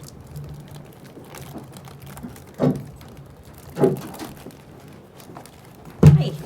My name is Wendy Gibson. I'm a resident of Durham, and I'm also a teacher here at the high school, and I am going to read a letter on behalf of the faculty and staff. The faculty and staff of Oyster River High School feel we need to make our voice heard about the proposed staffing cuts at the high school. We do not support your most recent list of proposed cuts. What has become quite clear is that your desire to cut the budget does not stem from a need to cut due to reductions in the number of students, but purely from a desire to slash spending that has been randomly deemed as frivolous. By choosing to eliminate an assistant principal position from the high school, you do not have the best interest of our students, your children, at the heart of your decision. By eliminating that position, your actions have severe consequences. An assistant principal ensures excellence in the classroom by engaging educators in best practices in our various fields of study. Even more alarming is that the elimination of the position brings serious concerns about the safety of the building and the occupants in it, the faculty, staff, and most importantly, the student body. One of the keys to a successful school is having a safe and supportive atmosphere. We have worked hard to create this kind of climate here at the high school, and a major factor in our success has been having two assistant principals. These two individuals deal with a number of significant student issues on a daily basis, ranging from student discipline to helping students address personal concerns and hardships that are interfering with their academic progress. By knowing their students well and making strong personal connections with them, our assistant principals have helped to address many student issues before they become major problems. Additionally, and perhaps most importantly, in the event of an emergency, they are responsible for helping with crisis management. All of the work they do helps to ensure that we have a safe, positive, and productive learning environment. In addition to dealing with student issues, the assistant principal is responsible for ensuring that evaluations are completed for each teacher. As more teachers retire and newer, younger teachers take the reins of the classroom, administrators are there to offer the much-needed support and mentorship to our faculty. Sometimes this support is the lifeline needed for good teachers to become excellent ones. Eliminating the assistant principal will have definite and long-lasting negative effects on the school and on Oyster River education. In addition, we're deeply concerned about the proposed cut in the math department. As the 4 high school class officers stated so eloquently on December 7th, the students will be the ones facing the greatest effect of this proposed cut in staffing. Your proposal comes at a time when the state has mandated an increase in graduation credits for math from 2 credits to 3 at a minimum. The math department has already seen a decrease in size over the last 5 years. Now you look to decrease the number of teachers in the department to 7. As a result, the class sizes will balloon to a point at which student success could be compromised. Accordingly, if you are truly concerned about student success at Oyster River High School, you have to admit that these cuts are not in the best interest of our students. We urge you to reconsider cutting the 2 positions from the high school. Doing so puts not only the safety of the faculty, staff, and students at risk, but also the quality of our students' education. Thank you. Thank you. Thank you.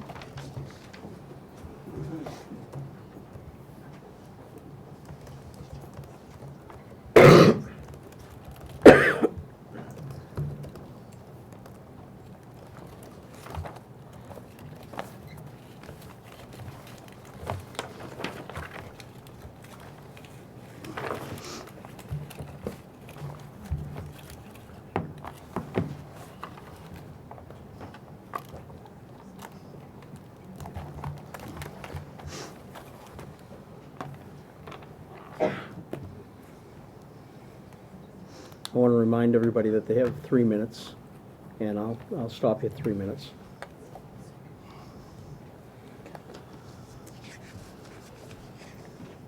I didn't Ready? start yet. I know, you're getting ready. I get my full time. Roger Spidell, 7 Noble K. Peterson Drive, Durham. This evening, I want to speak to the board, the audience, and the people on TV. In the past 10 years, the Oyster River school system has spent $48 million above the New Hampshire state average in per pupil cost per year. This overspending has cost each taxpayer in the Oyster River School District an average of $9,706. That's almost $1,000 a year. This is serious money. It's not the $150 cut to the school budget some of you wanted restored and are more than willing to pay. The $48 million are the wasted dollars spent by the previous school boards as the Oyster River enrollment was declining by 300 students during the past 10 years. The present board is attempting to rectify this mishandling of taxpayer money. And all some of you want to do is squawk without any specifics about cuts or being bad. Finland, the #1 nation in world education, spends $7,829 per student per year. How do they do it? Their classes are between 20 and 30 students, each with all levels in the same class, and the bright students teach the not so bright. What a great concept that is. Bow, New Hampshire, school system sends 80% of its seniors to 4-year colleges, and they eliminated 11 teaching positions because of declining enrollment. The #3 ranked high school in America has a teacher-student ratio of 1 teacher to 23.7 students, and it sends 95% of its students on to 4-year colleges. The #4 ranked high school in America has a teacher-student ratio of 1 teacher to 28 students, and it sends 91% of its seniors on to 4-year colleges, and 20% of its students do not speak English in their homes. Oyster River 70% pales in comparison, and it hasn't improved 1 single percent, even with the teacher-student ratio of 1 teacher to 11.6 students, and all the money and additional teachers that have been poured into this school system in the past 10 years. We do a lot of back-patting here, but in truth, we're tucked way up in the boondocks of New England. Roger, 3 minutes is up. In a state ranked 28th in the nation in education. Thank you. You may read the rest of this in Foster's. Thank you.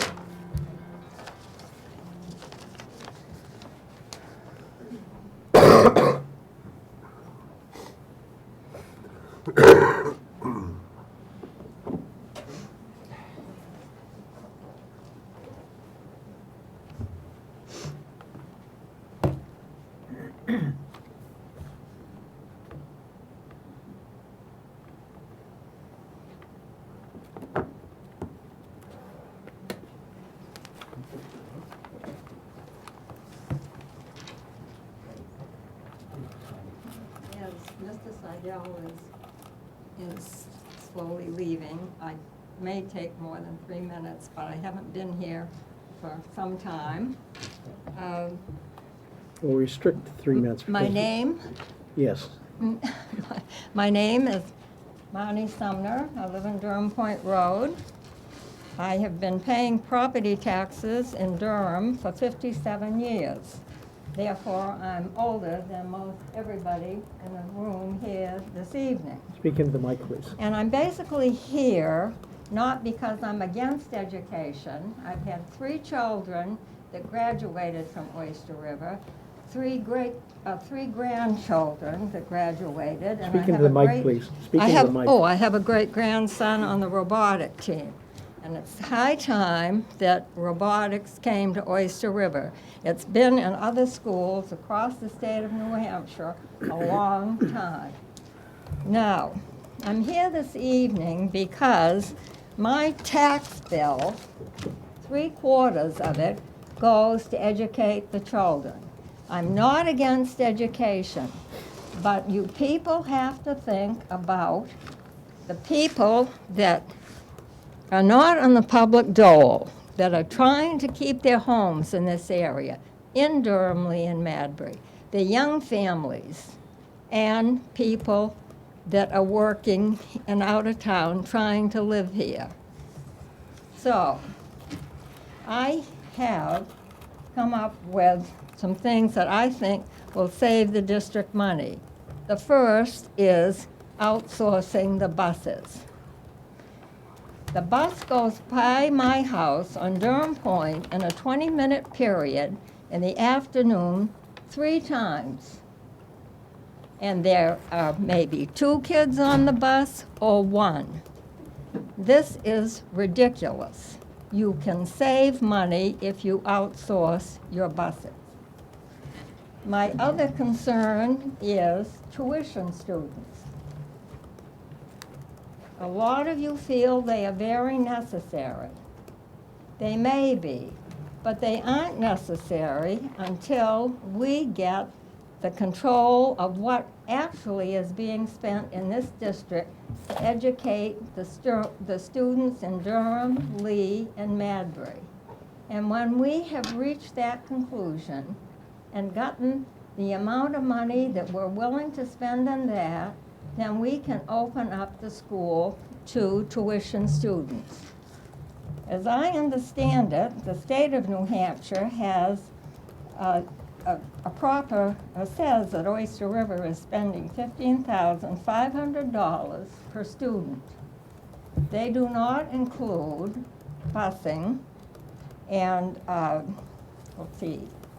they don't include busing and maintenance and food service. I believe that we say that we're spending $18,000 a student with these amenities.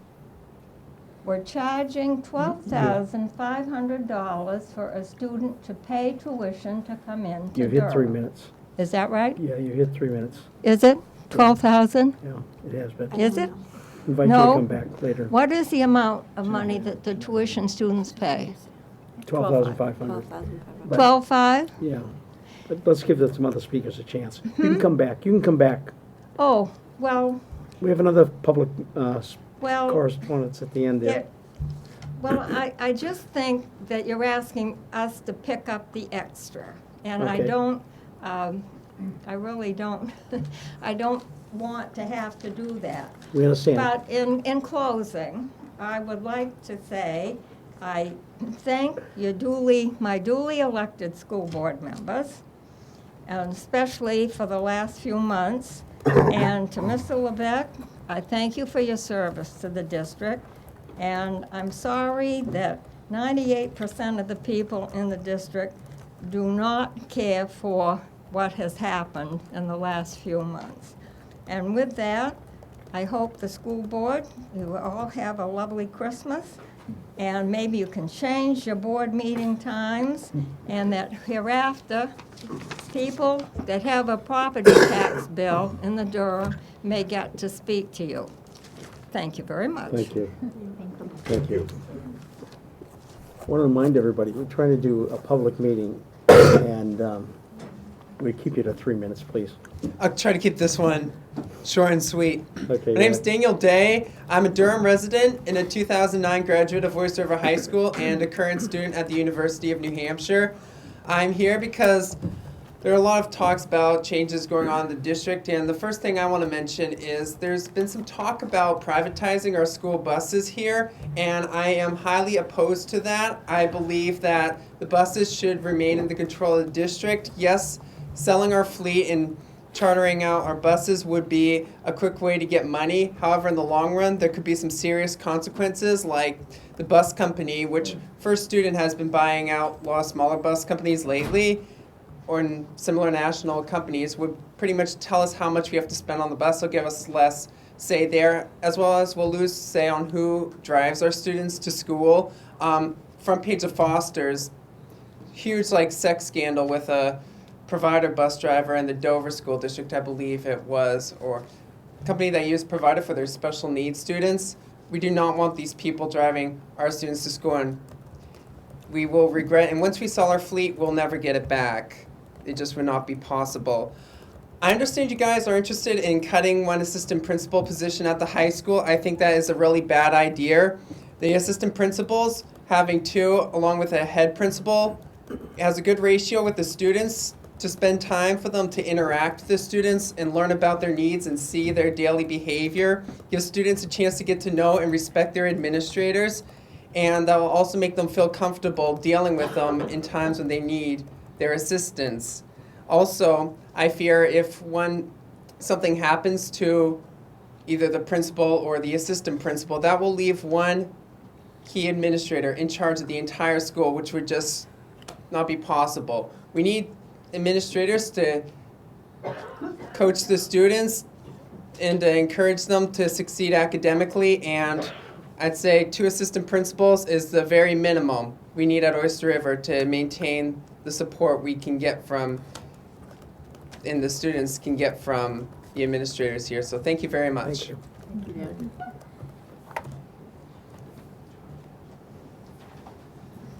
Hi, Brenda Warden-Lee.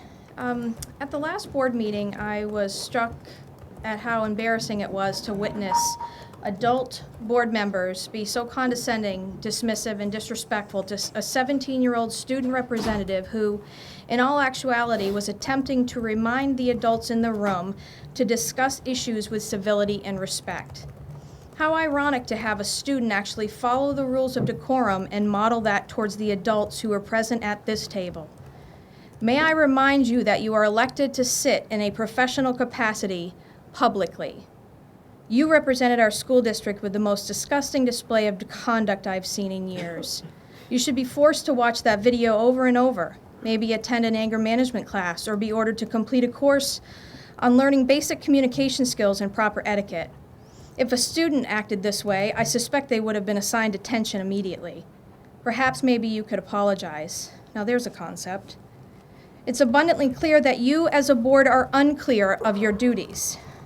Please understand that you do not implement policies, you design and construct them and then allow the administrators to enforce them. Why can't you follow the very same policies that our teachers and students are required to adhere to? Are you so elitist that you must not follow any rules whatsoever? Why are you meddling in the administrative issues of the school anyways? That is not your role and that is not your charge. You kicked out one superintendent, well, actually you bought him out, because he either didn't listen or agree with you, and then you paid another to be here. What for? Why don't you just fire him too so you can run the school? Seems that you've already been doing that anyways, or trying to behind the scenes. What happens when the new superintendent we're paying money to recruit disagrees with you? Will you buy them out as well? These people we have hired have years of experience doing this. You don't. So stop micromanaging and nib-nosing into things you shouldn't be and insulting them believing you can do such a better job. Your obsessive and controlling behavior is unacceptable, and need I mention insubordinate as well? What's the point of even having public comments anymore? You have no interest in listening to those you supposedly represent. You have your own plan, total tunnel vision, and some odd bent on driving the school further and further into a humiliating disaster. And by the way, you may want to put that $10,000 back into the legal budget that you just cut. Given the continual gross misconduct, defiant, and conceited disregard for well-established protocols by this board, that is an expense which is certain to increase. Now, there's my tax money hard at work. Thank you. Thank you.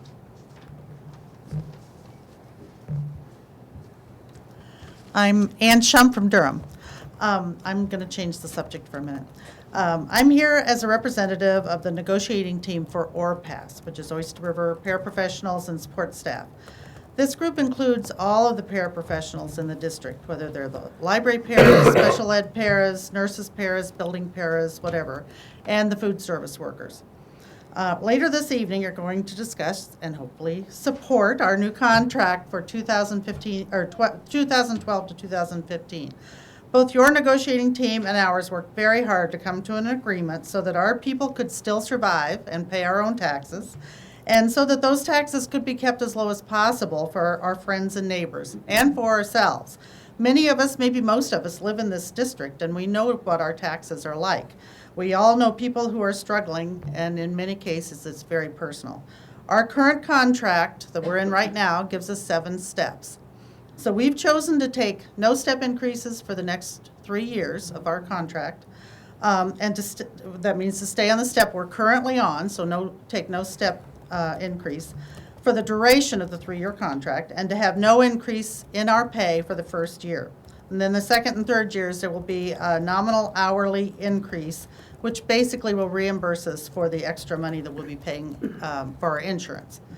Our negotiating team feels that this community as a whole has always supported education, and it understands the value of those of us at the bottom of the totem pole, the paras, the food service workers, the bus drivers, the secretaries, the custodians. They understand that without our support, the teachers would have a much more difficult time, maybe even an impossible time, providing the wonderful services that they provide our children. So in return, we've opted to tighten our belts a little more so we can each feel the pinch a little bit less. So thank you both to the school board and to the community for your support. Thank you.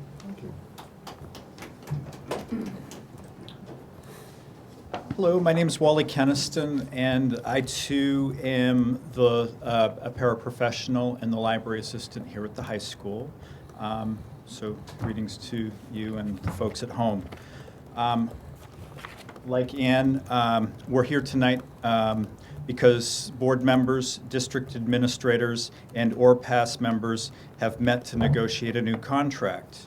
On Monday, our membership heard the results of those negotiations and unanimously voted to approve the tentative agreement. There were many thoughtful and sober faces that left that meeting. As one member noted, the paraprofessionals recognized the financial difficulties in the district and bargained accordingly. Another paraprofessional said, "We negated many points that have been part of the contract in the past." In short, we ask that you ratify the results of this tentative agreement. You know that education and learning occur for our community's children in many ways, and we are proud of our role in that process.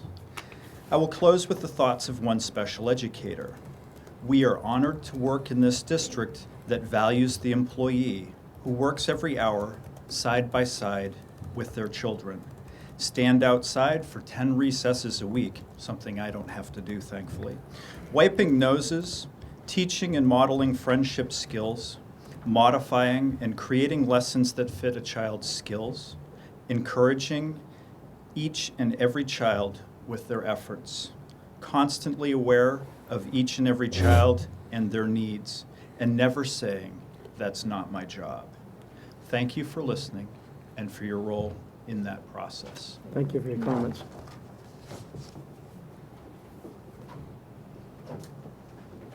My name is Jason Seaman. I live in Durham. I met some of you this summer, and it's great to see you again.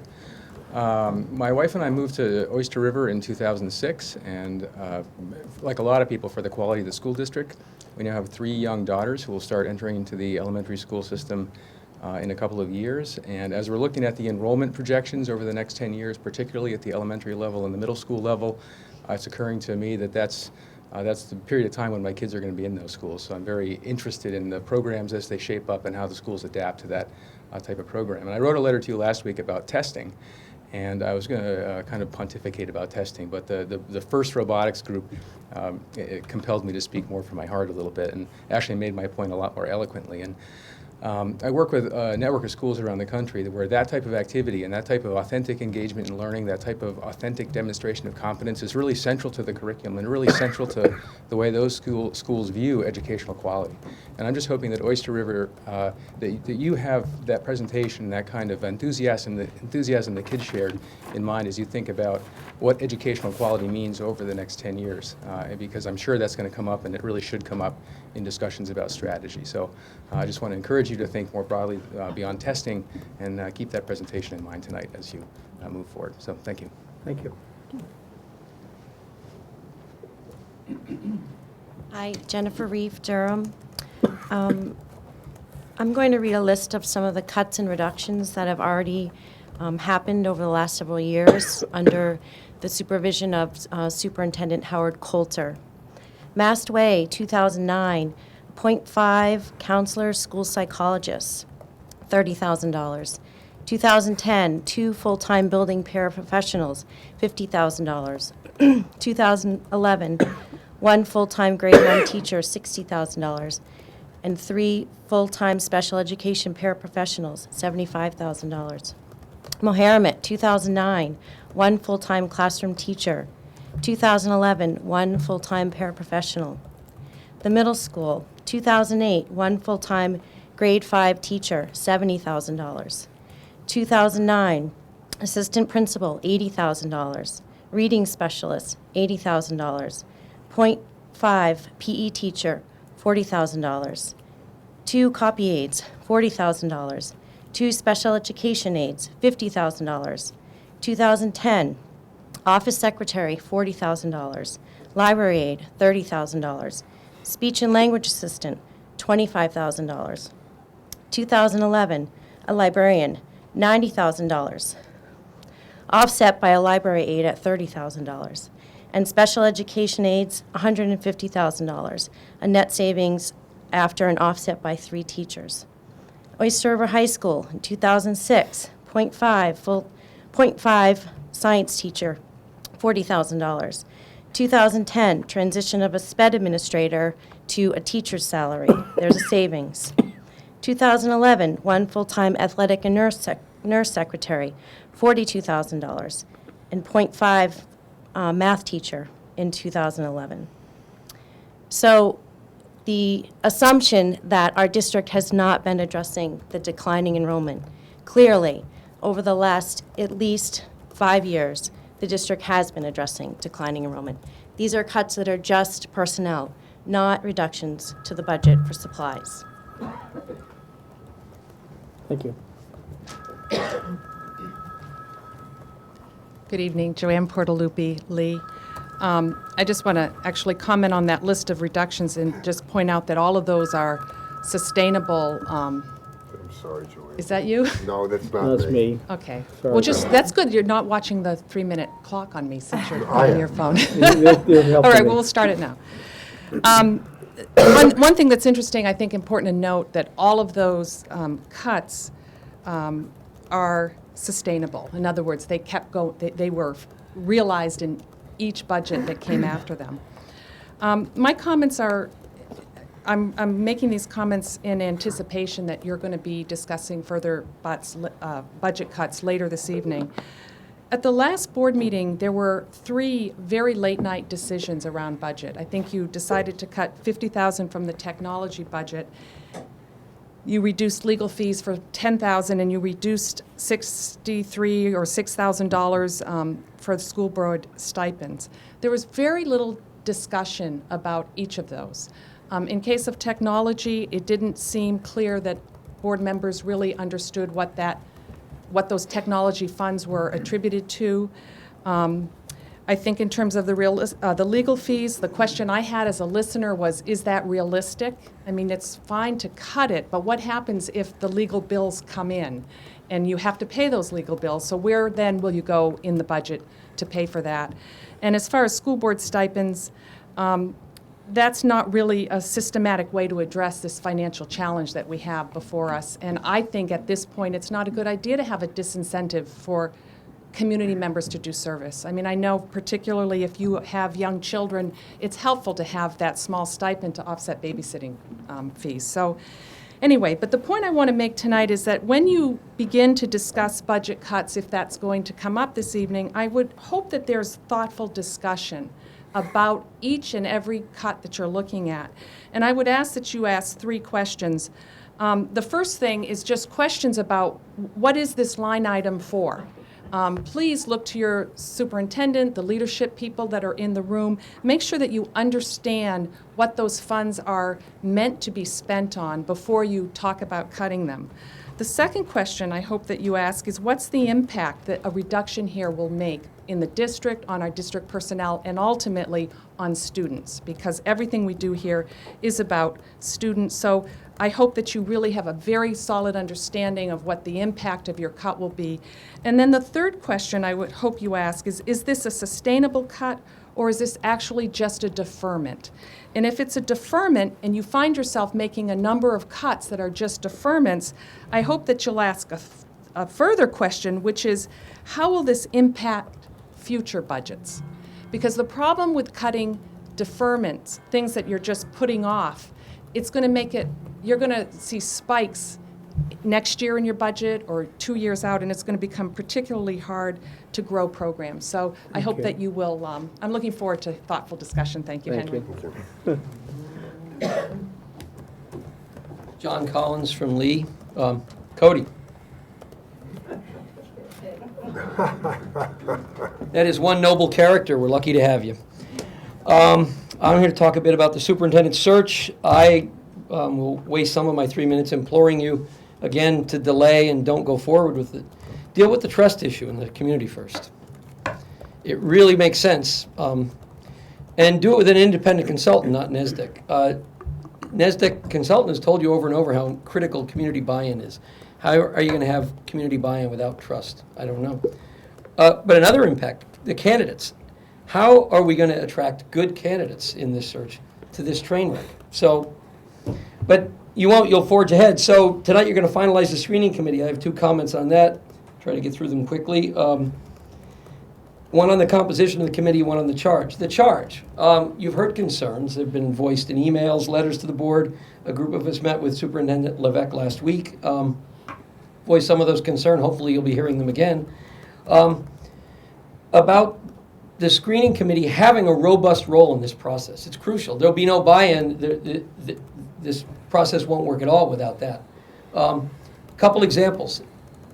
They should be asked to bring forward 2 to 3 candidates, not 3 to 5 or 4 to 6, and they should be told clearly that they bring forward those 2 to 3 candidates and that's it. They're not required to keep feeding you additional candidates till you get the one you want. I'll add one to that. The vision educational philosophy should absolutely be cornerstones of this search. They should be front and center, guiding the screening committee in carrying out their role. So I got an idea. Have these and other important elements form the charge of this committee, and then we've heard a lot from you about this being open and transparent. How about you convene that screening committee in public, give them their charge in public, maybe even post on the website the charge to that screening committee so everyone knows what it is, then send them into that room to do their job. Then we will have an open and transparent process. I think I'll stop there so I don't get to my 3 minutes. Thank you, John. Stephanie Adams, Lee. I'm wondering about the Megan and Ann's budget report. I sent in an email requesting that it be put on the website. It was discussed on the 7th. It was discussed at the ABC meeting on the 14th. And it was discussed again and mentioned this evening by the ABC committee when they were talking to you. I sent Mr. Brackett, he's the chair. He's in charge of agenda items and what goes on the backup. So I'd like to know where it is. The public can't see it. It's nowhere to be found. No one has any idea. I got it because I requested it, and it was sent out to me. Thank you, Mr. Levesque. You, like within 2 hours, I think you had it sent to me. But it really ought to be there for the whole public to look at, not just me or someone who has to request it to see what it is. Thank you. Thank you.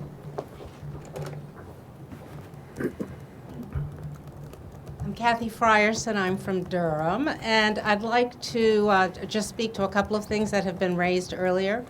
I actually found the facilities report from Gray and Goodslow, is that what they were? Davis and Goodslow, are actually quite interesting, and I think that it is of a piece with some other issues that you need to think about as you do the budget this evening. And that is, you should anticipate the worst. I think that the comment about losing an assistant principal is being something to think about in terms of a crisis management situation, an emergency situation. Do you really want there to be an event at Oyster River High School on a day when the principal may be at a state meeting and we have one assistant principal to manage that emergency? Second, so I think that you need to think about the role that the assistant principal makes in crisis management and anticipate that schools do have crises. And it seemed to me that, I haven't seen the report, but it sounds as though there are a lot of problems with our physical plant. And again, prudence would suggest that you think in terms of crisis management and danger and safety issues. So I would just say, as you consider the budget before you, think about the worst might happen, not the best. The second is, I'll just say very quickly, I live in the smallest house in Durham, and I find myself constantly bewildered by the fact that everyone is in such shock about their property taxes. Many of us, and as I understand it, almost everyone on the board, chooses to live in New Hampshire. We have no income tax. We have no sales tax. That is why our property tax is high. You chose to live in this state. I do not understand why you believe that you will pay no income tax, no sales tax, and you don't want to pay much of a property tax. And if your property tax is larger than the private school tuition for one child, your house is too big. Thank you.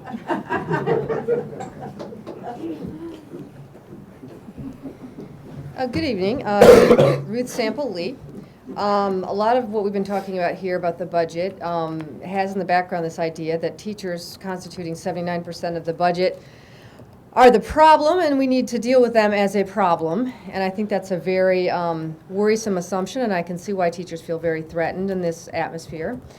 They're the biggest target. I want to say something in support of teachers, especially the way they've been treated lately. Our own policy, BAA, states individual board members may not exercise their authority over district affairs, period, full stop. So I was disturbed to discover in the public records an email in which Ann Lane, acting as a board member, ordered Principal Richard to reprimand a teacher and put this reprimand in his personnel file. The charge, insubordinate tone in a letter. The crime, this teacher had the temerity to exercise his or her right of free speech in a letter to the board member, criticizing her disrespectful treatment of student representative Cody Jacobson and of board member Ann Wright. Not satisfied with this reprisal, she also demanded in that email that Cody's role and responsibilities on the board be placed on a future school board agenda. She accuses him of unchecked disrespect and repeated contempt. And I have never observed this. I just think you've been wonderful. I thought the last meeting when you said that the hostility level was getting a little high, that was the understatement of the year, and I thought you were the most adult person at the table. So, the superintendent, Chairman Brackett, and Principal Allen are also addressed in this email. And this makes it clear that although completely without authority, Lane issued an unlawful order to a district employee. By invoking insubordinate behavior and by including Chairman Brackett and Principal Allen in this email, Lane was dressing her illegitimate command in the guise of a board member. She was, in essence, impersonating the board as a whole, and thus abusing her status as a board member. What a conundrum for our administrators. What are you supposed to do when a board member runs amok like this, huh? I don't know. I don't know what I'd do if I got that email. I'd like to make it clear that this action is an egregious violation of our policy regarding the conduct of the board. A board member simply cannot issue directives on his or her own to an employee without the board stating in open session that the board member is acting as an agent of the board, period. This policy is long-standing and not complicated. A small child could understand it. I would like to know, does Board Member Lane not understand this policy, a policy universal among school boards, or does she simply not care to follow it? I would also like to know what other orders have members of this board been giving to district employees. I invite anyone with knowledge of other violations to contact me. I'm highly interested. We need our teachers to feel that they are valued and that they can speak freely on issues of public concern. It is a constitutionally protected right since 1968. There are very few limitations on this. I just want to say that Board Member Lane's actions are an attempt to illegally stifle the speech of an employee and citizen, speech which we should be encouraging, not discouraging. It's also a flouting of a fundamental policy of the school board, and she needs to apologize both to the Thank you, Ms. district Samples. and Thank you. to the people involved. Thank you. Thank you. Okay, moving on. Board comments tonight. Any board comments? Yes.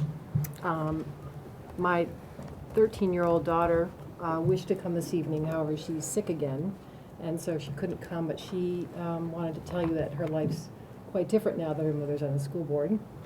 But beyond that, she wanted to wish all of you a very Merry Christmas. Yes, Jim. I just hope people don't confuse passion with anger.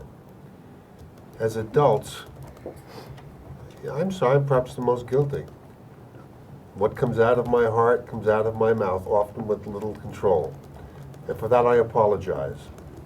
And I, perhaps more than anybody else, has had the privilege of sitting here being scolded by high school kids as well as, well, nobody older than me, that's for sure.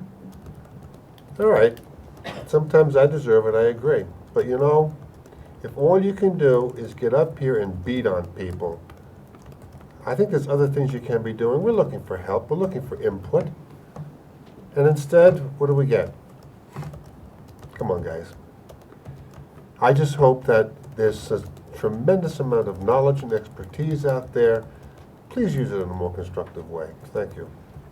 Any other comments from the board? Moving on. Discussion items. Okay. We're going to discuss one thing that I put on here, change of the dates of the deliberative session. Sue, could you come up? Could you talk to the issue of the RSA and what we have to choose from? Well, basically, if you do have two dates that you can choose if you want to change it to a Saturday, which is what your request was. Mm-hmm. Yes. You have either the 4th or the 11th. So, And time-wise, 9 o'clock in the morning be okay? it's your call. Okay. Yes, Ian. I'm just wondering why we're changing the deliberate, I mean, we didn't bring this up before, so where did this originate from? Can I address that, if I may? Yes. I was contacted by a member of the public who said that a Saturday morning meeting would be far preferable to older people because of a lack of stairs perhaps in the theater, have it someplace else, and also traveling around at night. I then contacted Mr. Brackett and I said, listen, as I should have done, he's the board chair, and I expressed my concern, and I guess he, from what I understand, had somebody speak to him to the same issue. So now putting it on the discussion item is probably the most appropriate thing to do, just expressing the will of constituents in terms of wanting this item to be addressed. Any comments? Yes. I had a question like Ann. So is the rationale of this so that more types of people will be able to attend? Is that the... That's people my age. Well, not necessarily. Well, I'm just saying older people for the most part. That was the community member who approached me. But something else that we can approach this as a community. You have the Student Senate, kids from the school, offer some babysitting services. Perhaps it'll be easier for women with young kids to come out on a Saturday morning.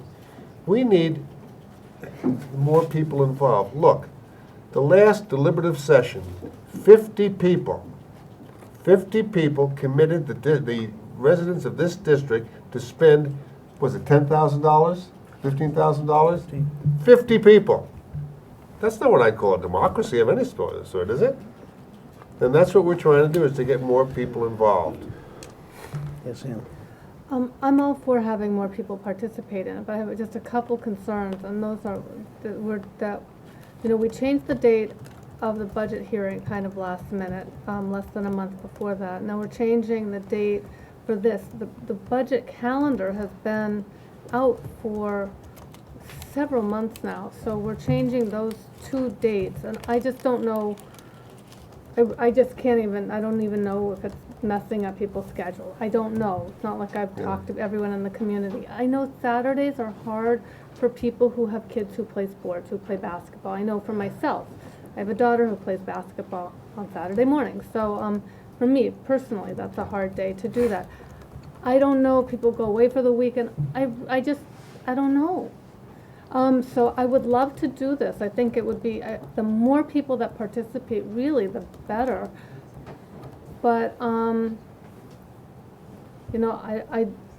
I'd love to hear feedback from people, whether they think this is whether the public, do they think it's something, Saturdays are better for them? Or, you have heard from two people.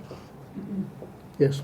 I have a question for Lee. What do you think about this? In your experience in other districts, do they do it on Saturday or They do it. I guess for accommodating people, what's the best? The only issue we have here is that whatever you do has to be decided tonight, because we have timelines, as you're saying. We have to put out all the information. It just seems a big change at the last minute to me. And you ought to be thinking about this way when you set your calendar and getting feedback. And you've already said it. You've already made one. I agree with Nancy. You already made one change, and you've had the tradition of having it on a Wednesday, and now you're making a significant shift again. Tuesday. And on Tuesday, and so and I think she raises some points. You make one shift. What are you offsetting on the other hand? And so, I guess my recommendation would be at this point, you've already got it set. You leave it, and if you want to take a look at it for next year, you start on it early when you do your calendar. Yes, Ann. I respect Jim's thoughts for the very reason that, reflecting on what Ann said, we make choices as responsible voting adults, and whether we make a choice or we are burdened by an inability, an elderly person in the middle of a snowy night, it's very difficult for them to get out to vote. That's not a choice of schedule, that's a choice of reality. And I realize all of our realities are different. But choosing, we make a choice for our kids to be involved in sports. We make a choice to go away for the weekend. I think our job here is to make this available to as many people as possible. And I agree with Jim. I think a Saturday morning, even though we didn't make this decision back in May, it's come to our attention that it's important to our constituents, and I think it deserves our consideration. Yes, Krista. Well, you may have just heard from these constituents recently. I don't think that this concept is something new, generally. I know that when Lee was having their town meetings before we became SB2, there was a rather large contingent of community members that preferred the meetings to be moved from a Thursday, I think they were on Thursday night, to Saturday, so that more people could attend, because they tend, I'm sure if you've seen in Foster's, they tended to run very, very late at night over multiple days. And if they were on a Saturday, it would have been more accommodating to have, some sort of babysitting service. I know in the town that I grew up they also do their school deliberative sessions on a Saturday, as well as their town meetings on a Saturday, for that reason. I don't know necessarily that if we change it, that we're changing it last minute, but I don't also know that I would support to do it this year, but it's definitely something that I think we should take into consideration for the future. I personally think it would be easier for me and my family to attend on a Saturday morning rather than on a Wednesday night. I personally pay for a lot of babysitters over the year to attend things, and this would be, if I weren't sitting on the school board, another event that I would have to pay for a babysitter to attend. And there's only so many babysitters that can stay past, 9 o'clock on a school night to babysit your kids. So I think that it's definitely something that we should consider long-term, but I'm not sure that at this juncture it would be a good thing for us to consider this year. I have talked to several people, and I'm a senior myself, and I think Saturday would be more available for most of the people. I think we'd end up with a larger crowd. I think that your issue about babysitting would happen. I don't think it's at the last minute. I think that I think that we're dealing with something that's been approached recently. People are starting to think about a couple months out and about their schedules a couple months out, and I think there'd be greater participation. And so I make the motion that we change the deliberative session. Are you asking for a motion? Oh, I can ask for a motion, yeah. I'd like to ask for a motion. Yes, Ann? Make a motion that we change the deliberative session from February. February 4th, To Tuesday, February. February 4th. To February 4th. To February 4th. And So, what's the snow date in your motion?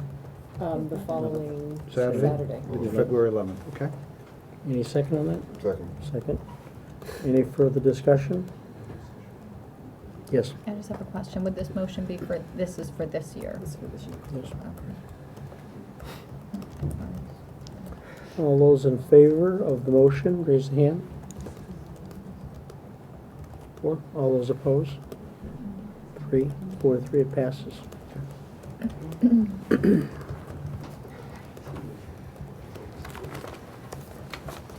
So, where's Sue? Oh, Sue. Yeah, I'm sorry. I thought you sat down again. Yes, you just I was get going to ready. mention about the postcards and I'll notice. Yeah, we've got it all set now. We've got to Okay. work on it. Okay, very good. Under actions. Okay, action items? Yes, this evening I have two action, well, more than two action requests, but two immediately here. One is ask the school board to make a motion to ratify a tentative agreement between the Oyster River School Board and the Oyster River Bus Drivers Association, known as ORBA. So I need a motion to that effect. Jim? Motion to accept. Second? Second? Ann? Did you know the lead deliberative session is February 4th with a snow date of the 11th? Yes. You did? Wait. Okay. What does that mean? I When they set their deliberative Okay, session? wait, okay, could I just, we have a, Yeah. all due respect, we'll come back to that. We have a motion on the floor. Right. Second. Okay. It's to accept the negotiations With for Orva? the Orva. So any further discussion about that? Who seconded this motion? I did. Thank you. The bargaining unit has voted for it, the approval of it already. And it will show up on the warrant article. It isn't, I'll be explaining that further in the Okay. meeting, so we need to vote on this motion. yes, okay. All those in favor of acceptance? Okay. And the second motion that's requested this evening is a motion to ratify a tentative agreement between the Oyster River School Board and the Oyster River paraprofessionals and support staff, the AFT Local 6213. Yes, Ann? I make a motion to ratify a tentative agreement between ORPAS and the Oyster River School Board District. Second? Second. Second by Jocelyn. Any questions, any discussion? All those in favor of the motion? Unanimous? Okay. Okay. Are you ready? I believe that Mr. Allen had some corrections, wanted to mention something, I don't know, interrupted him out like something of urgency, I don't know what it is, but could you just come and clarify what you were trying to Clear say? on the decision you just made, because the lead deliberative session is February 4th with their snow date of the 11th. And I didn't catch what your decision was with regards to changing to the Saturday. But if there is a snow date, it could potentially conflict. And then you might have basically not allowing the town of Lee to participate in That's your not good. deliberative session.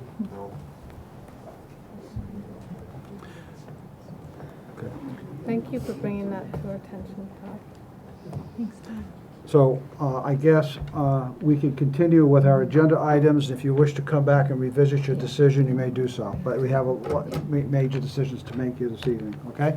So would you place, first of all, the cuts, there you have a sheet that illustrates the deductions that are made. This is just basically what you discussed at your last board meeting. Okay. Your Okay, you have them there. increases Okay, fine. in your I just want to review for your benefit where we are right now relative to the school budget. Right now, the school budget, as you have presently voted, is $36,864,867. The cuts that have been put in place include the athletic director stipend, the math coach, assistant high school principal, data manager position, some bus repairs, broadcasting equipment, Promethean, and then I was directed to come back with cuts of $50,000 in technology, and I've identified those as Promethean boards for $22,500 and replacement computers, and I included the pages for you, page 83, page 84 of your budget, $27,500. So that's the $50,000 that you asked me to cut out of technology. There it is. So your total reductions are $384,679. However, in your deliberations, you added one grade 1 teacher, a math coach, and a middle school, and you added into the budget middle school renovations for a total of $231,179. And so that now leaves you with the present budgets of $36,864,867. What I'd like to do in the next slide is to review what the local impact of this is. If you look at the blue section, I tried to put this out in several ways. You have a blue section and a green section. The blue section is really the budget. So if you looked at the budget in comparison to the present budget we are with right now, you will see that there is a difference. Our present budget is relatively flat with the cuts. We're at $53,346 above last year's budget in general 10 in the fund in your general budget. But the budget as presented in warrants also includes Fund 21, Fund 22, and 23. So that must be approved and looked at in your summative article as well. So when you looked at Fund 21, which is food service, we see a reduction of 15,205. Grants, we see a reduction of 106,422. So in essence, the 68,281 really shows a reduction of 68,281 over last year's budget when you add up all of the funds. Okay. Now, in the green section are the revenues that we project. Just want to draw your attention that there are really three lines that impact the budget significantly, the general 10 budget, and that is your fund balance. One of the big differences you'll notice is that there's $690,308 less in the fund balance that we're projecting for next year. Also of note is in building aid from state aid, we project a reduction of $28,876. And catastrophic aid, which is also state aid, we see a reduction of $58,739.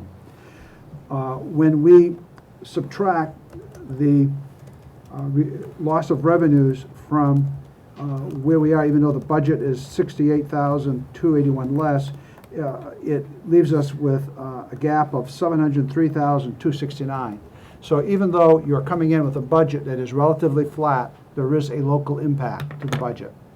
And that's largely attributed to the fact that instead of returning a surplus, of having a surplus of 1.69, we have now a surplus of 690,000.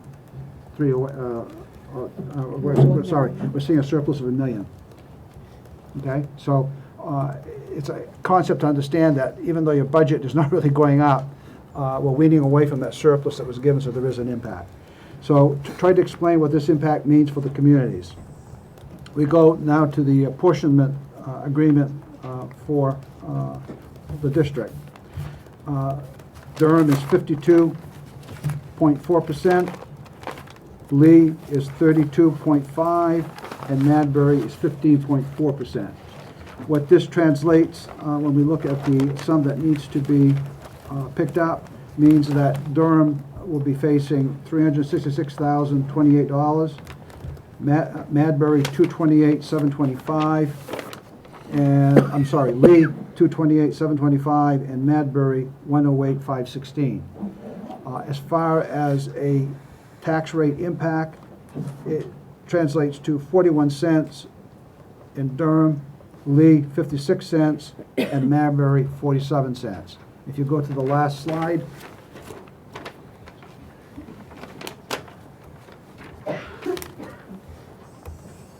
a home in Durham at $200,000 is $82, $400,000 is $163.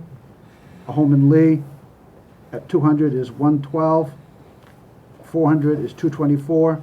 In Madbury, $200,000, $93, and Madbury, $187. As you know, we are working with the Advisory Budget Committee, and we will be able to have a form up on our website where people can go in and put in what their property value is and project their tax increase relative where you are with your budget. Okay? I want to then go on now and just review the warrant articles, which are based upon where you are right now with your budget.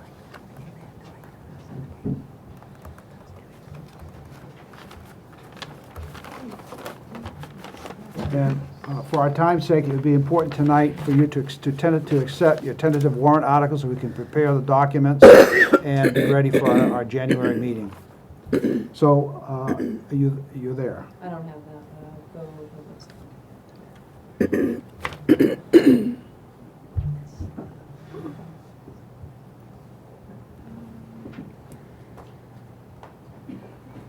That was with your agenda, correct? It was right with the agenda under your action items.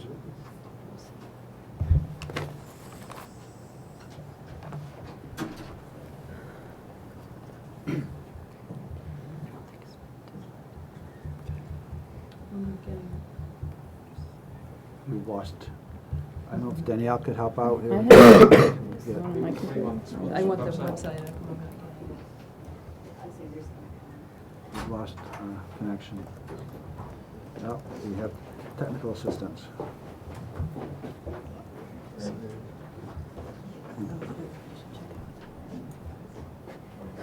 Got a filter on this? No, the internet on this is not working properly. It's Pretty straightforward. end user activated.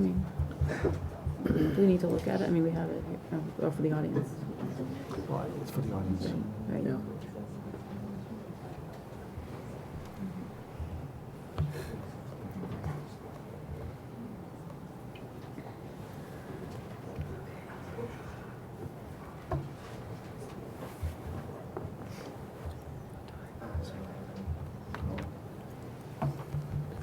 Would you like me to continue? I have it on my- Okay, I'm just going to continue because of interest of time here. Based upon your work in the budget right now, Article 3, which is an article that refers back to the paraprofessional contract, which must be, labor contract must be presented to the voters as an article. We're reflecting a year, and as was mentioned tonight, next year, a zero increase for the taxpayer because of what we negotiated with the labor agreement. In 213-14, we're projecting $28,953, and in 214-215, $48,179. In the next article, which is the Bus Drivers Association, ORBA, the impact we're projecting for next year, 212-13, is zero.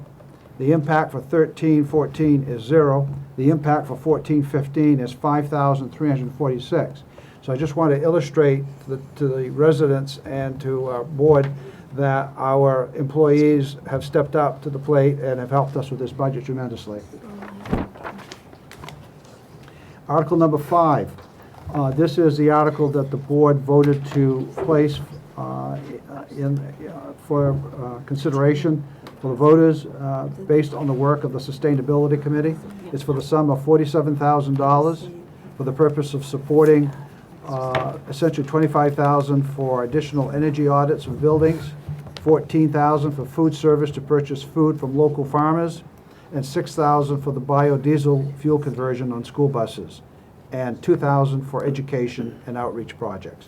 The last article, which is number 6, is simply, it's normally referred to as a summary article, reflects the total budget for all your funds, which is at 38,204, 288, which I spoke to before, and it breaks down those other sub-funds. And that's where we are right now. I wanted to have Sue review the default budget calculations.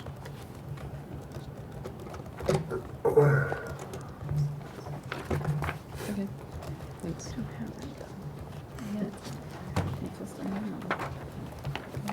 So basically, on the default form, what we've done is in column 3, you have your prior year's budget as broken down by major categories.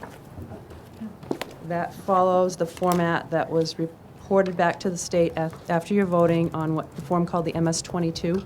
So that may not necessarily follow the budget format that you have in your working budget, but that is the format that we're required to report back to the state. So the default form follows that same format.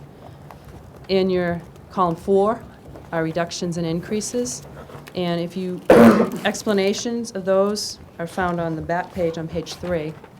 Basically, whatever has been an increase, if you refer to the definition of a default budget, contracts, any of those kind of items need to be part of your default. So that's why you'll see increases in these items right here. Those are teacher contract. Why does that keep doing that? And any of the decreases will be changes that you made in your budget as you went through the process. Or what we would have taken out because of one-time expenditures. Looking at the front page of the default budget, it kind of explains what those are, reduced by one-time expenditures. Sue, I'm sorry, where is this? I thought we should have it in our back. You do, you should. I can't Yeah. find I it. have it in my packet. I'm sorry. Something is- Where is, which section is it? It's under action, under the first action. Page 36 of 40. Yeah, Yeah, 36. toward the end.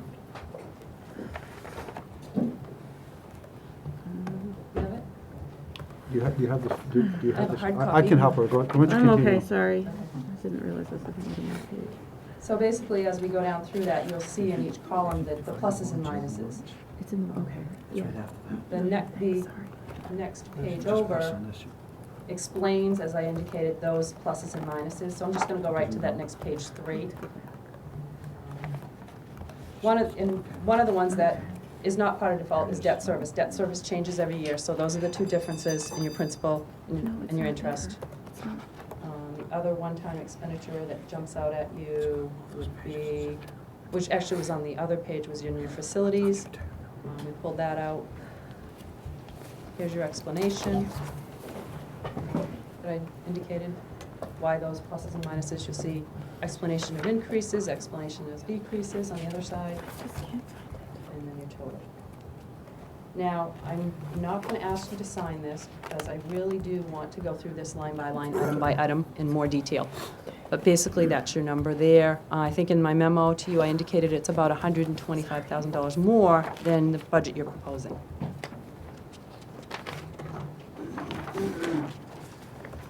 Questions? Again, when you talk about default, there is a definition by RSA. I believe it was on your page 1. What a default budget is. Got page 1 there. One-time expenditures are taken out of the voted budget, not what was actual spent. The definition of default as used in this subdivision means the amount of the same additions as contained in the operating budget authorized from the previous year, reduced and increased, as the case may be, by debt service, contracts, and other obligations previously incurred or mandated by law, and reduced by one-time expenditures contained in an operating budget. And we're talking operating budget only, so you would only see the items that were in your final warrant article. You wouldn't see your transfer to your trust funds in there. So it's operating budget only. Any questions? Sue? Yes. Can I ask a really stupid question, and that way I'll act in character? It seems odd that the default budget would be higher than the appropriated budget, only because that way, if you vote down the budget that we present to the public, actually will be committed to spend more. You're right, you're correct. You're right. So it's not just me, okay. No, but because you've made some reductions in your budget, Yeah. those reductions would have been carried forward in your prior year budget. Okay, it's just that when someone says default, You think in my it's mind, less.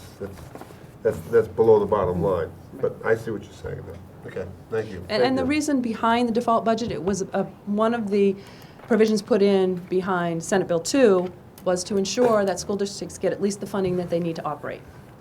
That was one of the reasons behind the default budget, so that you can determine what that number is, at least what you had the prior year that was necessary to continue to function. Thank you for your patience. Does that make sense? Yes. So something like changing the offices at the middle school, that's something that would be an example of a one-time Yeah, that was expenditure. all of that capital expenditure, that's a one-time, that was a one-time. I think you'll see that falls out on the, on that line item, at least it should. What line item is that? Let me go to that. The operations? If you look at facilities, Operation of maintenance and plan. 3098, Yeah. see that? Yeah. That's your facilities warrant article. But it's offset by the increase because those are your salaries that are still under contract Right. for that agreement. Salaries and benefits. Any other questions? And you said we didn't have to vote on it this Yeah, time? I No, I'll ask you to sign it next time. What we need this evening is for the board to approve the tentative warrant articles for the January budget hearing, with the understanding that following the budget hearing, the school board has one more chance to adjust its budget. Okay, we need a motion to accept the warrant articles. Yes, Ann? I make a motion to accept the warrant articles as written here.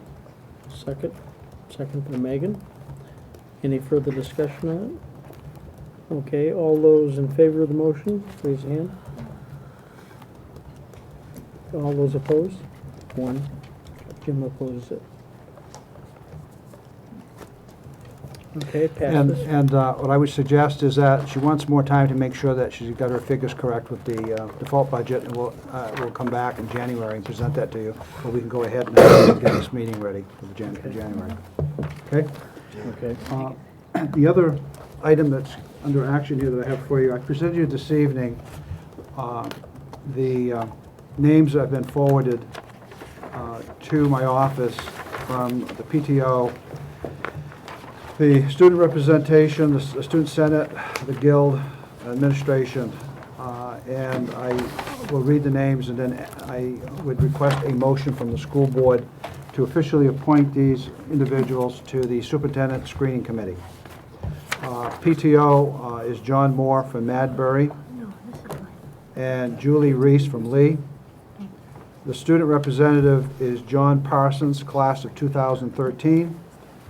Teachers include Melissa Baker, Massway Elementary School, Alita Carter, Oyster River Middle School, Dave Hawley, Oyster River High School, and the administrator, Dennis Harrington.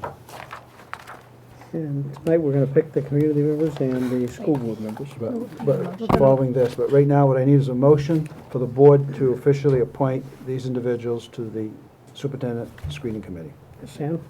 I'd like to make a motion to approve the slate of parents, student representatives, and teachers and administrators to the screening committee, superintendent screening committee. Second? Second. Jocelyn? Any discussion? All those in favor? Who? Did you have a discussion? I was just going to say thank you to everybody who was picked and also everybody who was nominated. Okay, very nice. Okay, all those in favor? Unanimous? Okay. The other piece is for the selection of the two community members and for the benefit of viewers and the audience, I'll explain what the process has been. Letters of interest have been submitted to the superintendent's office, and letters were acknowledged by my office administrative secretary to those who send in letters. The letters were placed in 3-ring binders, and board members came in individually, reviewed those who expressed interest, and made a selection and gave it to me or Wendy in a sealed envelope, and here it is. So I don't know who's in here, but I've discussed with my colleague Cody here how we're going to do this. So I guess you better come forward, and the process is going to be that we'll do the shuffle with these, and we'll let Cody pick. No dealing from the Pick one. bottom. I'll open the envelope. You need to come here, Cody. So, You have to close your eyes. so I guess what we'll do, we will pick roll. 2 envelopes, and we will pick until we have 2 different names. That'll be the easiest way, okay? So you pick, and then I'll open, and then we'll see, and then you'll tell me when we have 2 different names, and I'll let you read them out. This is like, this is quite a It's like the lottery. adventure. Okay, here you go. Here's one. So you can take a look, see what you have there, and then when we have 2 different names, you let me know. Should I see or no? I'm supposed to look. I can't see. Can I buy a vowel? All right. 2 different names already? Yep. Oh, wow, okay, that's good. Lucy Gardner and Yasi Wong Terrell. You see. You see. You see. Yusei. You see. Yeah, all right, I don't know what, Lucy Gardner's from Durham, is it? She's from Durham? Yes. And UC Wong Terrell is from Durham also. Durham. Okay, Well, that was fine. very So good. then I guess I need a motion from the board to appoint these 2 community representatives. Do we have a motion, Jim? Motion to appoint the 2 named community members. Second. Second by Ann Wright. Any further discussion? Yes? I would like to just say that after reviewing all of the names, I was absolutely pleasantly gratified by so many quality people, and every single person who put their name in that group, I think would have been an excellent choice. So thank you for stepping up, folks. Any further discussion? All those in favor of these choices? Unanimous? And then the last piece, the board wanted to make their selection, following after everyone else was appointed, was to appoint 2 school board members. And the agreement was that you would do it one at a time. So I guess probably what I would ask the board to do, the chair if you want, is to find out, first of all, who's interested, and then ask, I guess, for appropriate motions. I would not be interested. Put your hand down. You can ask the positive. Who's interested? Don't ask who's not. I want to know interested. who's interested. Okay, raise the hand. John's been very Yes. interested. Okay. I'm interested. We have one interested one.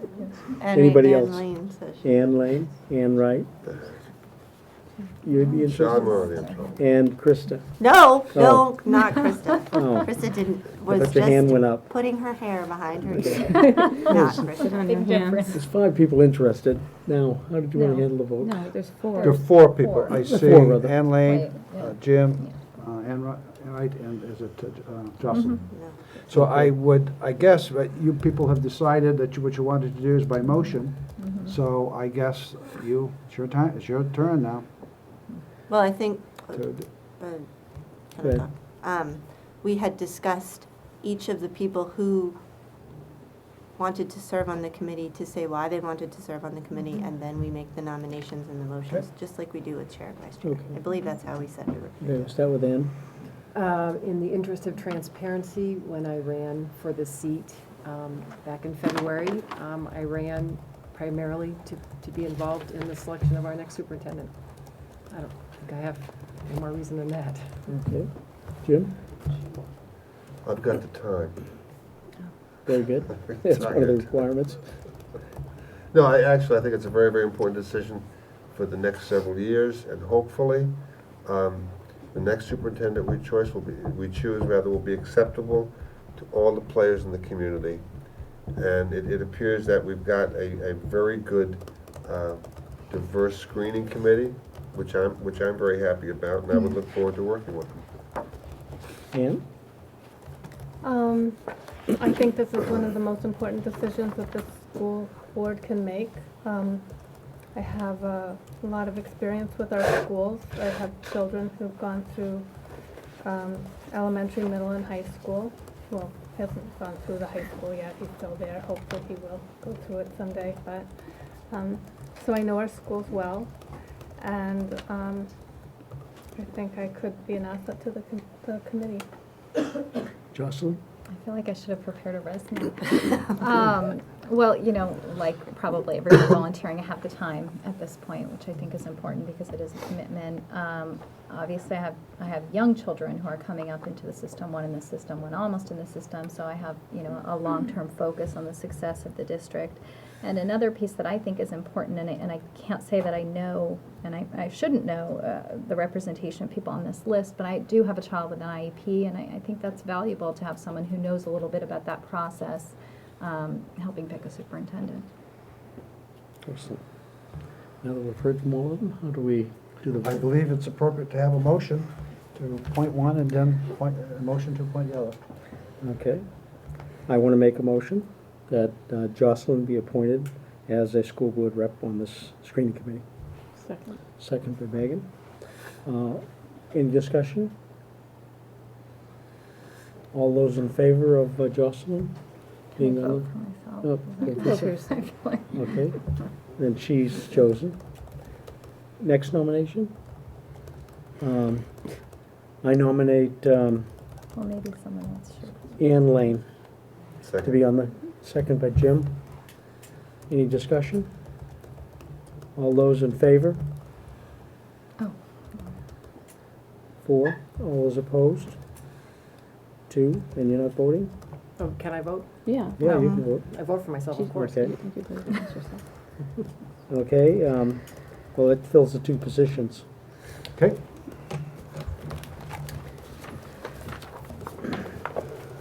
I want to thank all the school board members stepping forward to take this important position. It's a big decision for the district. When are we going to deal with the budget, the deliberative session issue? Say that again? The deliberative session issue. The The February deliberative 4th. session. Are we Okay. going to have No, a, we'll go back to it. now? No, we got to go to public comments first. After public Closing comments or before? actions. When do you want to come back to it? Now? We'll come back to it in closing actions. Okay. Any public comments? I just wanted to respond to the comment the board member mentioned about offering some insight instead of criticizing, and I can't tell you how much I want that chance. But the other things, the art of distraction has come up, and it's just, things are out of control with behaviors and things, and I think those take precedent. There is a lot that, so many good things that are happening with my son. And I appreciate the IEP comment, because that is a huge piece of insight that somebody could offer. And while I don't believe I could offer a lot, there are some things I'm real good at. And I saw tonight the superintendent offering recommendations on how he would suggest not to do something, and that was disregarded. And so I guess I feel like I want to sit up here and have mush moments about Mass Way, because I got a lot of them. And I would go way over my 3 minutes and then some. But I don't really feel like anybody really wants to hear, or you're actually interested in the contribution that I could make, or others. I'll just speak for myself, though. But recently I bought something special needs oriented. and it had three letters and 3 words, and it said, embrace, empower, and educate. And I thought this was so powerful, and I know that we have a mission statement here, but I thought we really need to remember that when we're making these decisions. And lastly, Mastway has offered an after-school enrichment program, and I can't tell you as a single parent how meaningful that is. But also for my son, with the progress that he's made, he recently did his second ever in 9.5 years, Christmas concert. And he used to crawl under and hide and cry anytime there was anything music related. And I don't know what Mrs. Felber does, but she worked with him on her own time and made him come individually and find things for him to do and find the things that he liked. And he just did his second one and didn't even look at the interpreter, the deaf and hard of hearing interpreter, who came on her own time to interpret for him at the concert. And he did great, and the first thing he did was pick up the phone and called my parents and wanted to tell Mammy and Bampy about his experience. So again, there's a lot that I could say, and I really, really want to. And so I want those opportunities more so we can get back to the basics. But there's a lot of really great things that school is doing, and that after-school program option is amazing. And he already wants to do 2. I don't know where I'm going to get the money, but he wants to do 2, and he's so excited about it. So thank you. Thank you. I'm Maria Barth from Lee, and I'm going to be totally off topic here, but this is my first meeting here, and I'm amazed at the lack of a public address system. The only seat available when I came was in the back there, and I've understood that the people on this side have been talking, but there's no way of hearing it back there, or you, Mr. Chairman. I haven't heard what you've said. My hearing is pretty good, even though I'm a senior citizen as well. But maybe the facilities people have addressed this, but it's hard for me to call this a public meeting if the public that is here can't hear you. Thank you. Thank you. Joanne Portalupi Lee. I hope that the board is going to revisit the vote on changing the deliberative session. I think I heard Chairman Brackett explain his desire to change it so that there could be more participation. But at the same time, it seemed to me that when you were notified that there was the deliberative session in Lee on the same day, I think I heard Chairman Brackett say, "I knew that." No, I did not. Oh, good. Well, the tape will tell us, whatever, but I hope you didn't know that, I because didn't know it. that. If I made a comment, I was in error. Okay, 'Cause I all right, didn't hear because exactly what he watching said. the discussion. Point of order. Yeah, go ahead. Thank you. Go ahead. I'm talking. It's your turn to talk. Watching the discussion, the superintendent made a recommendation that's already been brought up. It was totally ignored. And then it seemed like there was a rationale to go forward even with this. I mean, Lee is going to its first ever deliberative session, so we certainly, that's a huge faux pas. You don't want to alienate the Lee selectmen either by creating that kind of a conflict. So I hope that you will quickly address that and change it so we can get back on schedule. Thanks.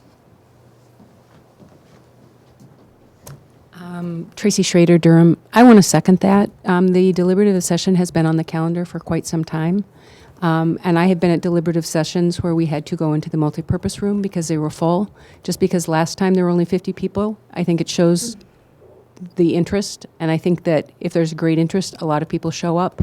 And I think just to say that it's on a Wednesday night and a lot of people can't show up, that's not really accurate. And I really, really hope that you would revisit that because it has been on the schedule for a very long time. Thanks. John Collins from Lee. 2 comments. One, I'm very disappointed, especially in light of some of the comments earlier tonight, to see that Board Member Ann Lane was chosen for the screening committee.